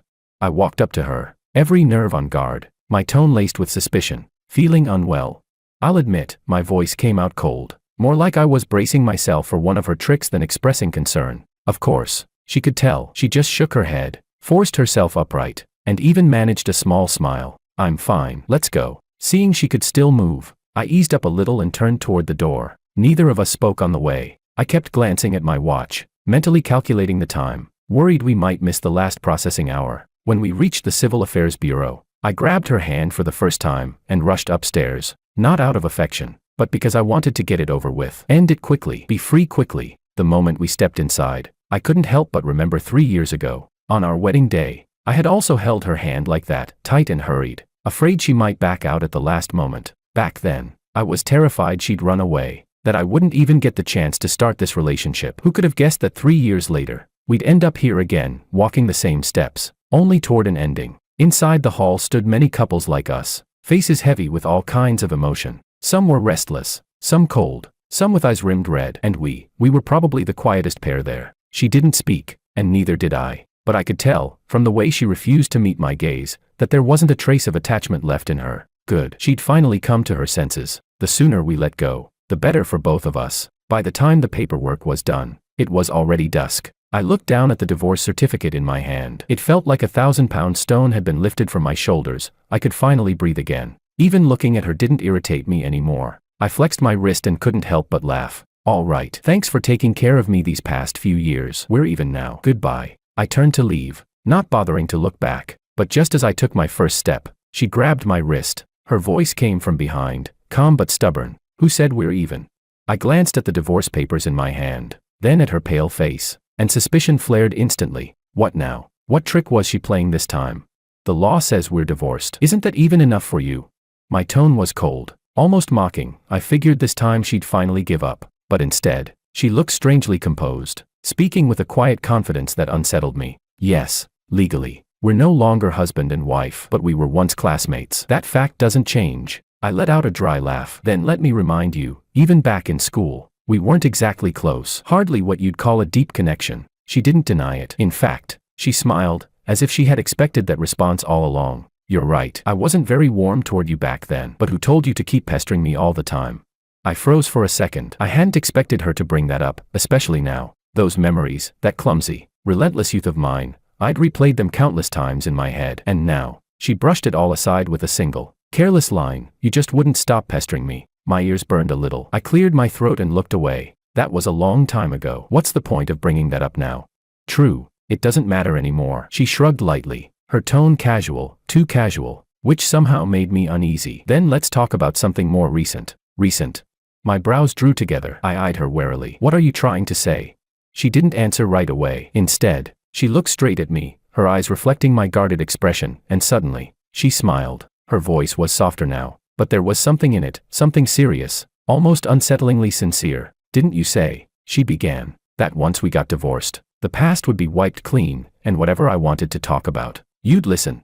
Chapter 21. Yeah, I guess I did say that, but, heaven knows, when I said it, all I wanted was to push her into signing the divorce papers faster. I never had the slightest genuine intention of opening up my heart. Who in their right mind would want to bare their soul to their ex-wife on the very day they get their divorce certificate? Isn't that supposed to be the time to grab a drink with friends, celebrate newfound freedom, block her number, delete her contact, and officially kick off a happy single life? Unfortunately, before I could clarify, she stepped in front of me again, relentless, her tone so serious it sent a chill straight down my spine. You tricked me into signing that agreement before and then vanished without a word. Now you've changed all your contact info. If I let you go this time and you disappear again, where am I supposed to find you to make you keep your promise? The way she said it, firm, righteous, almost prosecutorial, made me feel like a defendant being cross-examined in court. I wanted to come back with something sharp, but somehow, guilt crept in instead. Damn her. That professional advantage of hers, being a lawyer, made her too good at twisting words and catching loopholes. And of course, she could see my hesitation. She went straight for the kill. You wanted the divorce, I didn't. But I still respected your decision, didn't I? I didn't chase you down for lying to me, didn't refuse to let you go. I just want to talk. After all, we were classmates for 4 years and married for 3. George, are you really planning to be this heartless? Her words hit a nerve, and honestly, she wasn't wrong. Plus, the way she was speaking, soft, cautious, almost pleading, I'd never seen her like that before. It disarmed me. Before I knew it, I had my phone out. Fine, I'll give you my contact info. But listen, don't text or call me every day like before. Keep things polite. As for meeting up, we'll see. Depends on the situation. She scanned the QR code so fast, I didn't even hear the confirmation tone before she exhaled in relief, looking absurdly pleased with herself. Then she trailed behind me all the way, repeating like a mantra. Then promise me, no blocking, no deleting, no leaving me on read. You have to keep your word. I could feel a headache coming on. My tone turned impatient. As long as you behave like a normal classmate and don't cross the line, I won't delete you. Only then did she give me that satisfied smile. And, in the most ceremonious manner possible, she walked ahead and opened the passenger door for me, gesturing politely like she was chauffeuring some VIP guest. I didn't even acknowledge her, just turned and hailed a taxi instead. No way I was falling for this sudden kindness. She had to be scheming something, but I'd barely taken 2 steps when I heard her sigh softly behind me. Divorced already, and you won't even share a car ride with me? How heartless. That one line gave me goosebumps. I jumped into the taxi without looking back and urged the driver to go fast. If I'd stayed one more minute, I might have actually regretted the divorce tonight. When I got to David's place, I pushed open the door and nearly jumped out of my skin as 2 party poppers exploded right in my face. Balloons, streamers, cake, snacks, and on the TV screen, a huge banner read, "Congratulations George on regaining freedom." I just stood there, stunned, eyes suddenly stinging. Damn, this guy really gets me. David, probably afraid I'd start bawling, patted me on the shoulder and spoke in a tone as gentle as if he were comforting a heartbroken girl. Come on, man, what's with the tears on a happy day? Swallow those back. Tonight we're drinking till we drop, celebrating your glorious return to single life. My nose burned. For a second, I almost wanted to wipe it on his shoulder. You're right, we're drinking till we can't feel our faces. Oh please, you. The guy who hasn't touched a drop in 3 years, daring to talk big in front of me. You forget who I was before I got married. The legendary 1,000 shots. Never drunk. I'll show you tonight, I've still got it. Ha, if I don't drink you under the table tonight, I'll change my last name. That night, I got completely wasted, but strangely enough, Willow didn't appear in my dreams at all. It was just me, light, unburdened, and utterly free, lying on a mountaintop, staring at the stars. Chapter 22. After the hangover, I slept like a rock. When I finally woke up, it was already afternoon. David had gone to work long ago. I grabbed a quick bite and realized staying home alone was unbearably dull. So I picked up a fruit basket and headed out. There were a few things I'd been meaning to settle for days, and now that I had time, I figured I might as well start crossing them off the list. I hailed a cab straight to the law firm. I wanted to thank Attorney Mao in person. Over the past 2 months, he'd gone above and beyond handling my divorce case, not only keeping things confidential, but also acting as a go-between between Willow and me, even helping to calm emotions on both sides. Honestly, that was way beyond what a lawyer should ever have to do. I felt genuinely guilty about it. As soon as I entered his office, he looked up and said, "Brother-in-law, why didn't you just tell me the truth from the start?" The moment I heard brother-in-law, I instinctively corrected him. "Attorney Mao, from now on, just call me George. Willow and I are divorced. Brother-in-law doesn't really fit anymore." I paused, then added, "I didn't mean to keep it from you. It's just, you know how we kept our marriage a secret. I didn't want to put you in a difficult position." He nodded in understanding but still sighed, steering the conversation back to the main point. "You two were college classmates. Isn't it a pity to end things like this? Are you really planning to cut ties completely?" That question hit right in the chest. Truthfully, up until yesterday, I had intended to sever all contact, but after seeing how she behaved yesterday, I had to admit, I was wavering a little. Even setting emotions aside, there were still practical things to deal with. Like, how the hell was I supposed to explain all this to my parents? With their temper, they'd probably go confront her in person before calming down. If I didn't warn her in advance, things could get messy fast. Forget it. The whole never see each other again idea might have to wait. I let out a small sigh, shoved those thoughts aside, and said to him, "We were together for 3 years and never once had a big fight. Even the divorce was peaceful. We're not enemies, but we can't go back to what we were. As for whether we'll talk again, I don't know. Guess it depends on fate." I said it in a neutral tone, not closing the door entirely, but not making promises either. He understood and nodded, a flicker of relief passing over his face. I knew he'd been worried about Willow. He must have noticed how close to breaking she'd been lately. She was his protege, after all, so it was natural he'd feel protective. I didn't call him out on it. We chatted a bit more, then I stood up to leave, but just as I opened the door, I froze. Willow was standing right outside. I nearly jumped out of my skin. Attorney Mao looked just as startled. "What are you doing lurking outside my office?" he exclaimed, clutching his chest. She ignored him, her eyes fixed squarely on me. A bad feeling settled in my gut. Before coming here, I checked. She was supposed to be on leave today. That was the only reason I dared to stop by. I hadn't expected her to catch wind of my visit and show up early.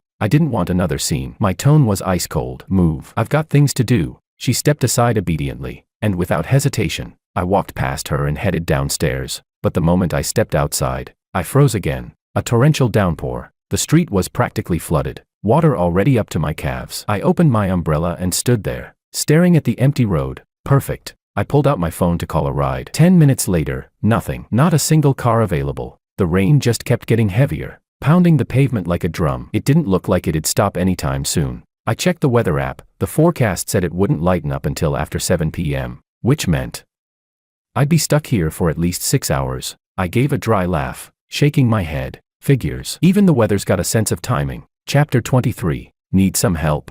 I turned around and saw Willow standing by the doorway. The misty rain blurred her face, but there was unmistakable concern in her eyes. I didn't answer. I acted as if I hadn't heard her, but her skin has always been thicker than a wall. She didn't seem embarrassed at all, just kept talking on her own. "The last time it rained this hard was about a year ago, wasn't it? You said you wanted to try baking, but you ended up turning the whole kitchen into a disaster zone." Her voice was soft, carried along by the sound of rain, layer upon layer, like it came from far away. Yet every word still landed squarely in my ears, in my chest. I couldn't block her out. The rain was too heavy, nowhere to hide. So she stood there, little by little, unearthing every fragment of memory buried in the cracks of our life together. From that storm, she moved to our first date, from our small domestic quarrels after marriage, to the days back in college when I wouldn't stop chasing her. She spoke so earnestly, as if she were telling someone else's story, and I just stood there, trapped, forced to sink into those all too familiar scenes. But the gentler her voice grew, the more exhausted I felt, because every single thing she mentioned, I remembered vividly, and just when I'd finally started to forget, she had to drag it all back out, as if she was terrified I might actually move on. Finally, I couldn't take it anymore. "If you're so bored," I cut her off, "why don't you grab your car and make some extra cash?"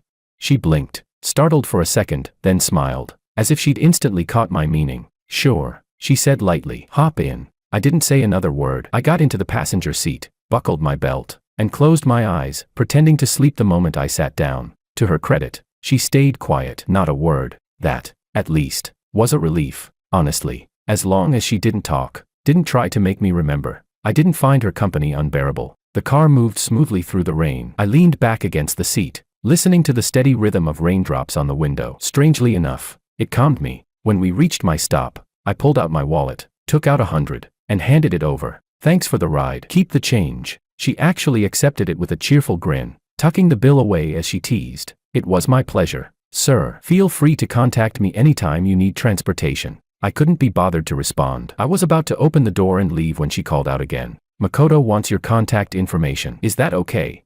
The moment I heard that name, my stomach tightened. Images flashed in my head. That day I secretly added him on WeChat, but that account had long been deleted, so there was nothing to worry about. I nodded slightly, though a faint ripple stirred inside me. Soon, a friend request came through. I glanced at the name, Makoto. The profile looked normal enough. I accepted, and the second I did, the text, "The other party is typing," appeared under his name. I stayed where I was, staring at those gray words for a few seconds. What did he want? Was he coming to accuse me of something, to reopen old wounds? Just as the thought crossed my mind, his message appeared. "George, are you free tomorrow? I'd like to meet and talk." That was it. One simple line, but I didn't know how to reply. Makoto, he'd always been a strange contradiction for me. He wasn't a bad guy. In fact, in some ways, he fit Willow's ideal type better than I ever did. I used to envy him, hell, maybe even resent him. But between us, there had never really been any open conflict. And now, the only thing that once linked us, Willow, had been cleanly cut from my life. Logically, I should have declined his request, kept things simple, but somehow, I wanted to go. I wanted to know what he wanted to say. Maybe it was curiosity. Maybe it was something else, something I couldn't quite name. So I typed a single word, "Okay," then added a question mark, asking for the time and place. A few minutes later, he sent back the details. "Tomorrow, 3 p.m. I stared at the screen for a long moment. For some reason, it felt like I was stepping into a new chapter, a different kind of story. And for once, I didn't feel afraid. Chapter 24. The moment I saw Makoto at the cafe, a strange sense of disorientation washed over me. It had only been a month since we last met, but he looked worn down. The shadows beneath his eyes were deep, his face pale, his entire presence dimmed. I hadn't expected that. He used to be the bright one, clean-cut, radiant, like the golden boy everyone naturally gravitated toward. But now he looked like someone whose light had been quietly snuffed out. Still, I straightened up and greeted him politely. "Long time no see." When we ordered, the air between us felt as awkward as ever. We weren't friends, not really, and sitting across from him now, the silence felt heavier than it should have. I could only stare out the window, watching raindrops slide down the glass. In the end, it was Makoto who broke the silence. "George, I asked you out today because I wanted to apologize." "I'm sorry." I blinked, turning to look at him. His expression was serious, almost nervous. I waved my hand quickly, trying to ease the tension. "There's nothing to apologize for between us, really." And it was true, there wasn't. If anyone owed anyone an apology, it certainly wasn't him. But hearing me say that only seemed to deepen the guilt in his eyes. "That day, I didn't know you and Willow were married. I said a lot of things I shouldn't have. I might have hurt you. I really am sorry." Only then did I realize he was talking about the day at the law firm. He'd said quite a bit in front of me, congratulating the happy couple, talking about how Willow had always been emotionally pure, how she deserved someone who truly loved her. Yeah, I'd been uncomfortable that day, sure, but I didn't hold it against him. I smiled faintly, trying to keep things light. "It's fine. I was the one who didn't make things clear. I kept it from you first. You were just saying what anyone in your position would have said. I don't take it personally." I paused for a second, then added, half jokingly, "Honestly, what you said that day kind of helped me. It made me more certain about ending things. So really, you should be glad I finally moved on." I meant it, every word. But he dropped his gaze, eyes reddening slightly. "For things to turn out this way, Willow and I both share the blame. We wronged you." I opened my mouth, wanting to say it's not your fault, but the words got stuck in my throat. I didn't know how to comfort him, not when his guilt was so raw, so real. "George," he continued, voice trembling a little, "I also wanted to tell you. Willow and I have cleared things up. From now on, we're just siblings." "But could you?" He hesitated, then looked straight at me. "Could you give her another chance?" That stopped me cold. I'd expected him to bring up almost anything else, except that. Of all people, I never imagined he would be the one asking me to get back with her. And what shocked me even more, I'd always assumed they were already together. On the day of my divorce, I had mentally prepared myself for that outcome, for them to get married eventually, maybe even soon. But instead, here he was, urging me to reconcile with her. "I'm already divorced from her," I said, unable to hide my confusion. "Why didn't you two end up together?" He lowered his head, silent for a long moment. before finally speaking in a subdued tone. He told me he'd known for years that Willow liked him, but he pretended not to know. Then, after his own marriage failed and left him broken, it was Willow who had helped him through those dark months. At the time, he thought she still liked him, and slowly, inevitably, he started to fall for her too. But as they spent more time together, he began to notice something, a change. Subtle but undeniable. The way she looked at him had shifted. There was no longer that old glimmer in her eyes. She looked at me, he said softly, voice almost cracking, like an older sister looks at her younger brother. He paused, took a deep breath. Later, I realized I was no longer the special one in her heart. He explained that the day he spoke to me, he genuinely didn't understand what Willow was thinking anymore. He'd hoped talking to me might give him some clarity. But once I learned the truth about your divorce, he said, I finally understood. I was the one who disrupted her life. During that time, she was like someone possessed, searching for you everywhere. And in her eyes, I saw the same light she once had when she looked at me. He drew a shaky breath, his voice barely above a whisper. That's when I knew she really didn't love me anymore. She had moved on. She had a new life, with you, with your home. She just never managed to say it out loud. I feel so guilty. He buried his face in his hands, his words spilling out like confession after confession. I sat there, listening to every word, and for once, I had nothing to say. Chapter 25. By the time Makoto finished speaking, it felt as though a great stone had dropped into my chest, sending waves crashing through everything I thought I understood. I hadn't expected his side of the story to sound so completely different. I was shocked, yes, but not entirely convinced. Because love is like water you drink yourself. Only you know whether it's warm or cold. If Willow truly loved me, could I really have gone 3 years without sensing it at all? So, faced with Makoto's sincere explanations and gentle persuasion, I stayed silent for a moment before answering. No matter whether her feelings for you were love, affection, or friendship, I said calmly, to me, they were always deeper than whatever she felt for me, her husband. The reason I wanted a divorce wasn't only because of you. It was everything, all the small disappointments, the quiet hurts, the years of pretending, that finally made me see what marriage really was. That's when I lost all hope. I stated it as plainly as I could, and Makoto seemed to understand. Whatever words he had left to say died on his lips. Our eyes met across the table. I saw the faint redness around his eyes and couldn't help but sigh. In the end, I said softly, this whole thing is between Willow and me. You're innocent in it. You shouldn't have been dragged in from the start. What's done is done. The divorce is final. If I, the one living it, can move on and let go, then what's left for you to dwell on? Let it all go. Makoto, live your own life. It's not too late for either of us to start again. Chapter 26. Though the conversation had ended, Makoto couldn't calm himself for a long time. He sat there alone, staring into his untouched coffee, replaying every word in his head until at last he began to understand what George had really meant. Yesterday's things die with yesterday. Today's things are born anew with today. In that instant, all the dark clouds that had gathered in his mind slowly dispersed. He stood up, crossed to the private room next door, and gently pushed the door open. The room was silent. Willow sat leaning back in her chair, saying nothing. Makoto called to her softly, Willow, are you okay? Every word of the conversation between him and George had reached her ears. She wasn't okay, but in front of him, she hid it well, forcing herself to sound steady. I'm fine. There was a faint tremor in her voice, and Makoto noticed it immediately. He lowered his gaze and sat across from her, searching for something, anything, comforting to say. I can understand how George feels, he said finally. I don't know what happened between you two these past 3 years, but it must have been hard for him, hard enough that he wanted to end it and start over. Willow, if he's chosen to let go, maybe you should too. It was sound advice, and she knew it. But Willow also knew that the pain and despair George had endured during their marriage, all of it had come from her. She was the one who'd driven it to this ending. What right did she have to talk about letting go? No amount of comfort could touch her now. She didn't want Makoto to worry about her either. So she steered the conversation away, insisting on driving him home. As they parted, he asked one last question. Willow, can you let George go? Could she?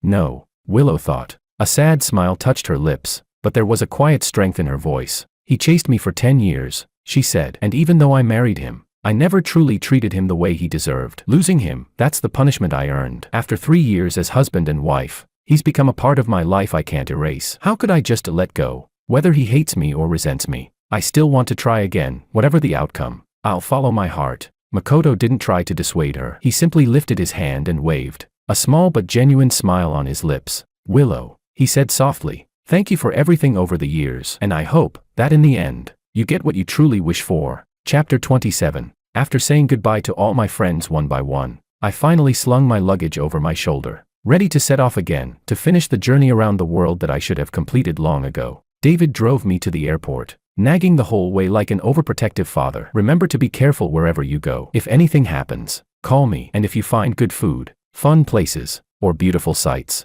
take pictures and send them to me. Okay. Oh, and if you ever get tired and can't find a place to stay, just come back. You still remember the code to my door lock, right?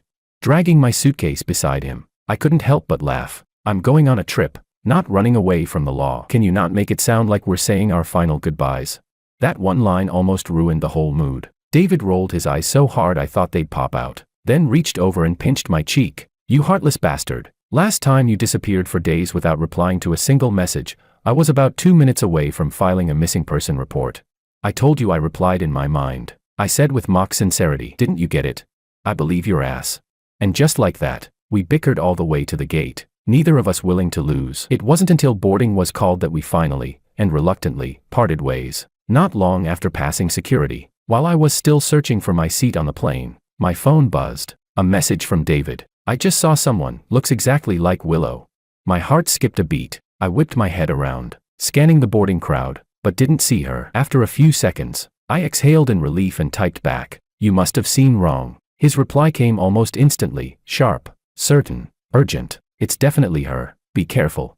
A faint unease began to creep up my spine. I hadn't told anyone about this trip, not even the destination. So how could she possibly know? To be sure, I messaged Mao, my lawyer. Willow handed in her resignation the day before yesterday. I don't know where she went. The moment I read that reply, my body tensed. She'd quit her job. Then the person David saw, could it really have been her? I was still trying to figure out if I'd somehow leaked my travel plans when a voice, one I knew all too well, suddenly sounded from behind me. Excuse me, sir, could you please move aside? I froze. Slowly, I turned around, and there she was, Willow, standing right behind me, smiling as innocently as ever, her eyes shining with that maddening, deliberate brightness. George, what a coincidence, she said sweetly. I didn't bother playing along. I frowned, my tone sharp. Why are you on this flight? Business trip, she said, completely straight-faced. I gave a short, humorless laugh. Oh really? You're that dedicated to your company after you just quit? Her expression didn't falter. In fact, she looked pleased. You actually know about my resignation. George, you do care about me. I was speechless. I turned my head away and went straight back to my seat. A few seconds later, she followed, and sat down right beside me. She waved her boarding pass with a smug little grin. We're seat neighbors, apparently. I took a deep breath through my nose, forcing my voice steady. You're stalking me, aren't you, Attorney Liu? That's a crime. She blinked innocently. Please show me your evidence. Otherwise it's defamation. Mr. Wong. Of course, I had no evidence, so I switched tactics. We're divorced, I said coldly. Would it kill you to just live your own life and let me live mine? Why can't you stop following me? Her head dipped slightly, her voice softer now, but her tone carried that same subtle pull I'd come to dread. You promised me we'd have a proper talk, but you left again without saying anything. I was afraid this time you'd really disappear. My chest tightened, not from guilt, but from the familiar, weary mix of frustration and helplessness she always managed to stir. This woman was a master at getting under my skin, using that gentle, patient tone that sounded like care, but always came with strings attached. But now that she'd tracked me down even on a plane, there was nowhere left to run. I sighed, turned toward her, and said evenly, fine, you wanted to talk. Let's talk now. I'm all ears. Chapter 28. Did you decide to divorce me because of that photo album? She finally asked the question I'd known was coming. I wasn't surprised, and I didn't plan to lie. Yes, and no. I leaned back in my seat, my voice steady. That thought had been there for a long time. The album just lit the fuse. Even if I hadn't seen it that day, it was only a matter of time before I couldn't take it anymore. It was the truth. That suffocating state we were living in, it had gone on far too long. The explosion was inevitable. She didn't respond. I glanced sideways and saw her head slightly bowed, guilt flickering in her eyes. I didn't do well enough, she murmured. If you had so many complaints about me, why didn't you tell me earlier? A soft, humorless laugh escaped me. My eyes drifted toward the window, the tone of my voice cooling. You liked Makoto once, didn't you? And you never told me either. I just followed your example and chose silence. The words hit her hard. I saw it in the way her shoulders tensed, her breath catching as she scrambled to explain. I did like him. Yes, but that was a long time ago. After we got married, I really tried to move on, to make things work with you. I turned my head and looked at her face, flustered, desperate, but I couldn't bring myself to care anymore. Whether you were sincere or not, It doesn't matter, I said slowly, each word sharp and deliberate. What's past is past. I just want to make peace with it, and stop wasting energy on things that aren't worth it. Do you understand? Her lips parted as if she wanted to say something, but in the end, she stayed quiet. I withdrew my gaze, closed my eyes, slipped on my headphones and eye mask, and let myself drift. My mind was startlingly calm, empty, almost peaceful. As the plane cut through the clouds, I could feel her gaze on me from time to time, heavy and searching, but I didn't open my eyes. Whatever she wanted to say, whatever I didn't want to hear, belonged to the past now. 2 hours later, we landed at J City Airport. I pulled my suitcase toward the taxi stand, and just as I was about to step into line, I caught sight of her again in the corner of my eye. Of course, like a shadow that refused to fade. Why are you still following me? I turned, voice laced with irritation. I've said everything I needed to say. Are you really going to keep chasing me like this? She didn't flinch. Instead, she spoke slowly, deliberately. We've only talked about the 3 years of our marriage, she said. But the 7 years before that, and the rest of our lives after, we haven't talked about those yet, have we? I let out a short, cold laugh. What's there to talk about? I liked you for 7 years, then we went our separate ways. That's the whole story. She lifted her head, her eyes calm but burning with a strange intensity. That look, it pulled me backward in time. Back to that night outside the university library, the first time I confessed my feelings. I'd been standing there, face burning, blocking her path with all the courage I could muster. She had only smiled and said, "Thank you." That single word had doused every bit of fire in me. I'd turned to leave, embarrassed and defeated, but then she had laughed softly. Back then, I'd thought she was laughing at me. "It's okay if you don't like me now," I'd said, trying to sound braver than I felt. "The future is unpredictable. Miss Lou, don't make up your mind so soon." How naive I'd been, foolish, but stubborn to the bone. And now, a decade later, she threw the same line back at me. "The future is unpredictable, George," she said gently. "Don't be so quick to make up your mind." For a moment, I froze. 10 years of memories came rushing back all at once. Time, it seemed,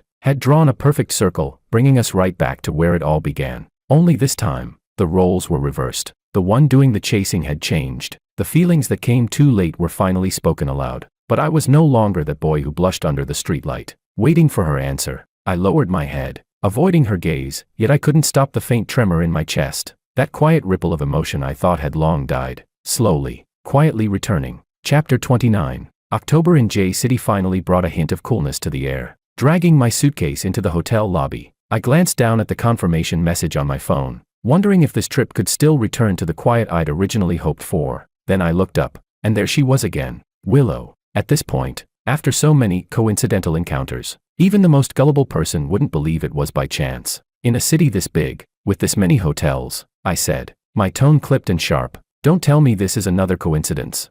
She, of course, was perfectly calm, as if stalking an ex-husband across provinces were the most natural thing in the world. Her lips curved into a serene smile. "Coincidences can be heaven's will or human intent," she said. "Maybe meeting you again is just my good luck, George." I almost laughed. Not from humor, from disbelief. I rubbed my temples, forcing myself to stay calm. "If fate was really on our side," I said flatly, "we wouldn't have ended up divorced." "Don't use destiny as an excuse, Willow." She tilted her head slightly, that familiar spark of amusement lighting her face. "Or maybe," she said softly, "our real story begins after the divorce." A humorless chuckle escaped me. "Funny, I'd say the moment we signed those papers, fate cut its losses. Everything after that, just bad karma." She actually nodded. "And what's so wrong with bad karma? 7 years ago, didn't you create accidental meetings over and over until I remembered you? Now it's just my turn. Think of it as balance." Her voice was light, casual, but every word managed to hit right where it hurt. "Is digging up the past your only skill?" I asked through gritted teeth. She smiled, all too pleased with herself. "No, I'm also good at creating coincidences." I couldn't help it. I actually laughed. "What did I ever do to deserve being haunted by you?" Then her eyes changed. The teasing faded, replaced by something quieter, deeper. Her voice softened, but the words struck clean through my chest. "Your mistake," she said, "was that 10 years ago, you shouldn't have provoked me." My breath caught, and damn it, I almost agreed. Maybe she was right. Maybe from that very first look, we'd both taken a step we never should have. "So what will it take for you to let me go?" I asked finally, half in surrender, half in exhaustion. I just wanted this endless tug-of-war to end. "I'm not chasing you," she said calmly, her tone infuriatingly composed. "I'm just following fate." That did it. I'd had enough. "Fine," I said, spreading my hands. "Since you love talking about fate so much, let's put it to the test. Let's bet on your so-called destiny." Her brows lifted slightly. Bet on what? I checked the time. No phones. We each take 100 yuan in cash. There are 2 buses outside, one going east, one west. We get on different ones. If you find me before midnight, you win. Her eyes lit up, like a kid who'd just been handed the rules to her favorite game. And what's the reward if I win? I smiled faintly. I'd been waiting for that question. The loser grants the winner one request, I said. Anything they want, but they have to keep their word. Without hesitation, she nodded. If I win, you have to give me a chance to chase you again. For a brief second, I actually felt relieved. At least she hadn't said remarry, but that relief didn't last long. Looking at her calm, determined face, something in me twisted uneasily. You sound awfully confident. You really think you can pull this off? She didn't answer. Instead, she handed me her phone, her gaze locked on mine. Aren't you going to ask what I'll make you do if you lose? I asked. I don't need to know, she said, turning toward the door with a wave. Because I'm going to win. And with that, she walked away, cool, sure-footed, maddeningly certain. Where did she even get that kind of confidence?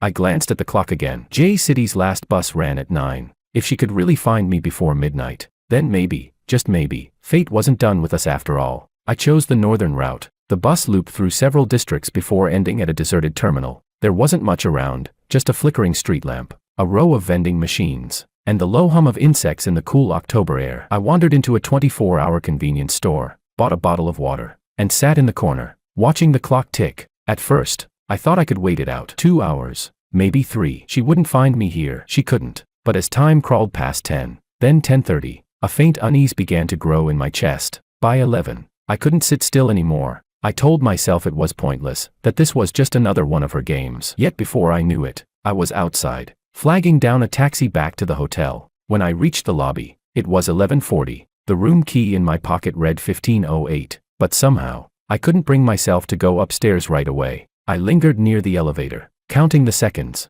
11:45, 11:47, 11:50. Finally, I pressed the button. The ride up to the 15th floor felt longer than it should have. The hallway was dim, lined with soft yellow lights that barely touched the corners. When I reached the door, I slipped the card from my pocket, and that's when I heard it. The faintest sound of fabric brushing against the wall. I turned, and there she was, Willow, standing by the door, quiet, still, as if she'd been waiting there all along. For a moment, I froze. Not because she was there, but because of how she was there. Her eyes were calm, not triumphant, not teasing, just steady, peaceful, certain. She didn't speak. She didn't need to. It was as though she'd known this moment would come, no matter which bus I took, no matter how far I went. And looking at her, I suddenly remembered another night, 10 years ago, outside the university library. Back then, I was the one waiting, the one who refused to leave, hoping she'd turn around. And now, the roles were reversed. Now she was the one waiting in silence, while I stood there, unable to move. I didn't know if that made her the winner of our little bet,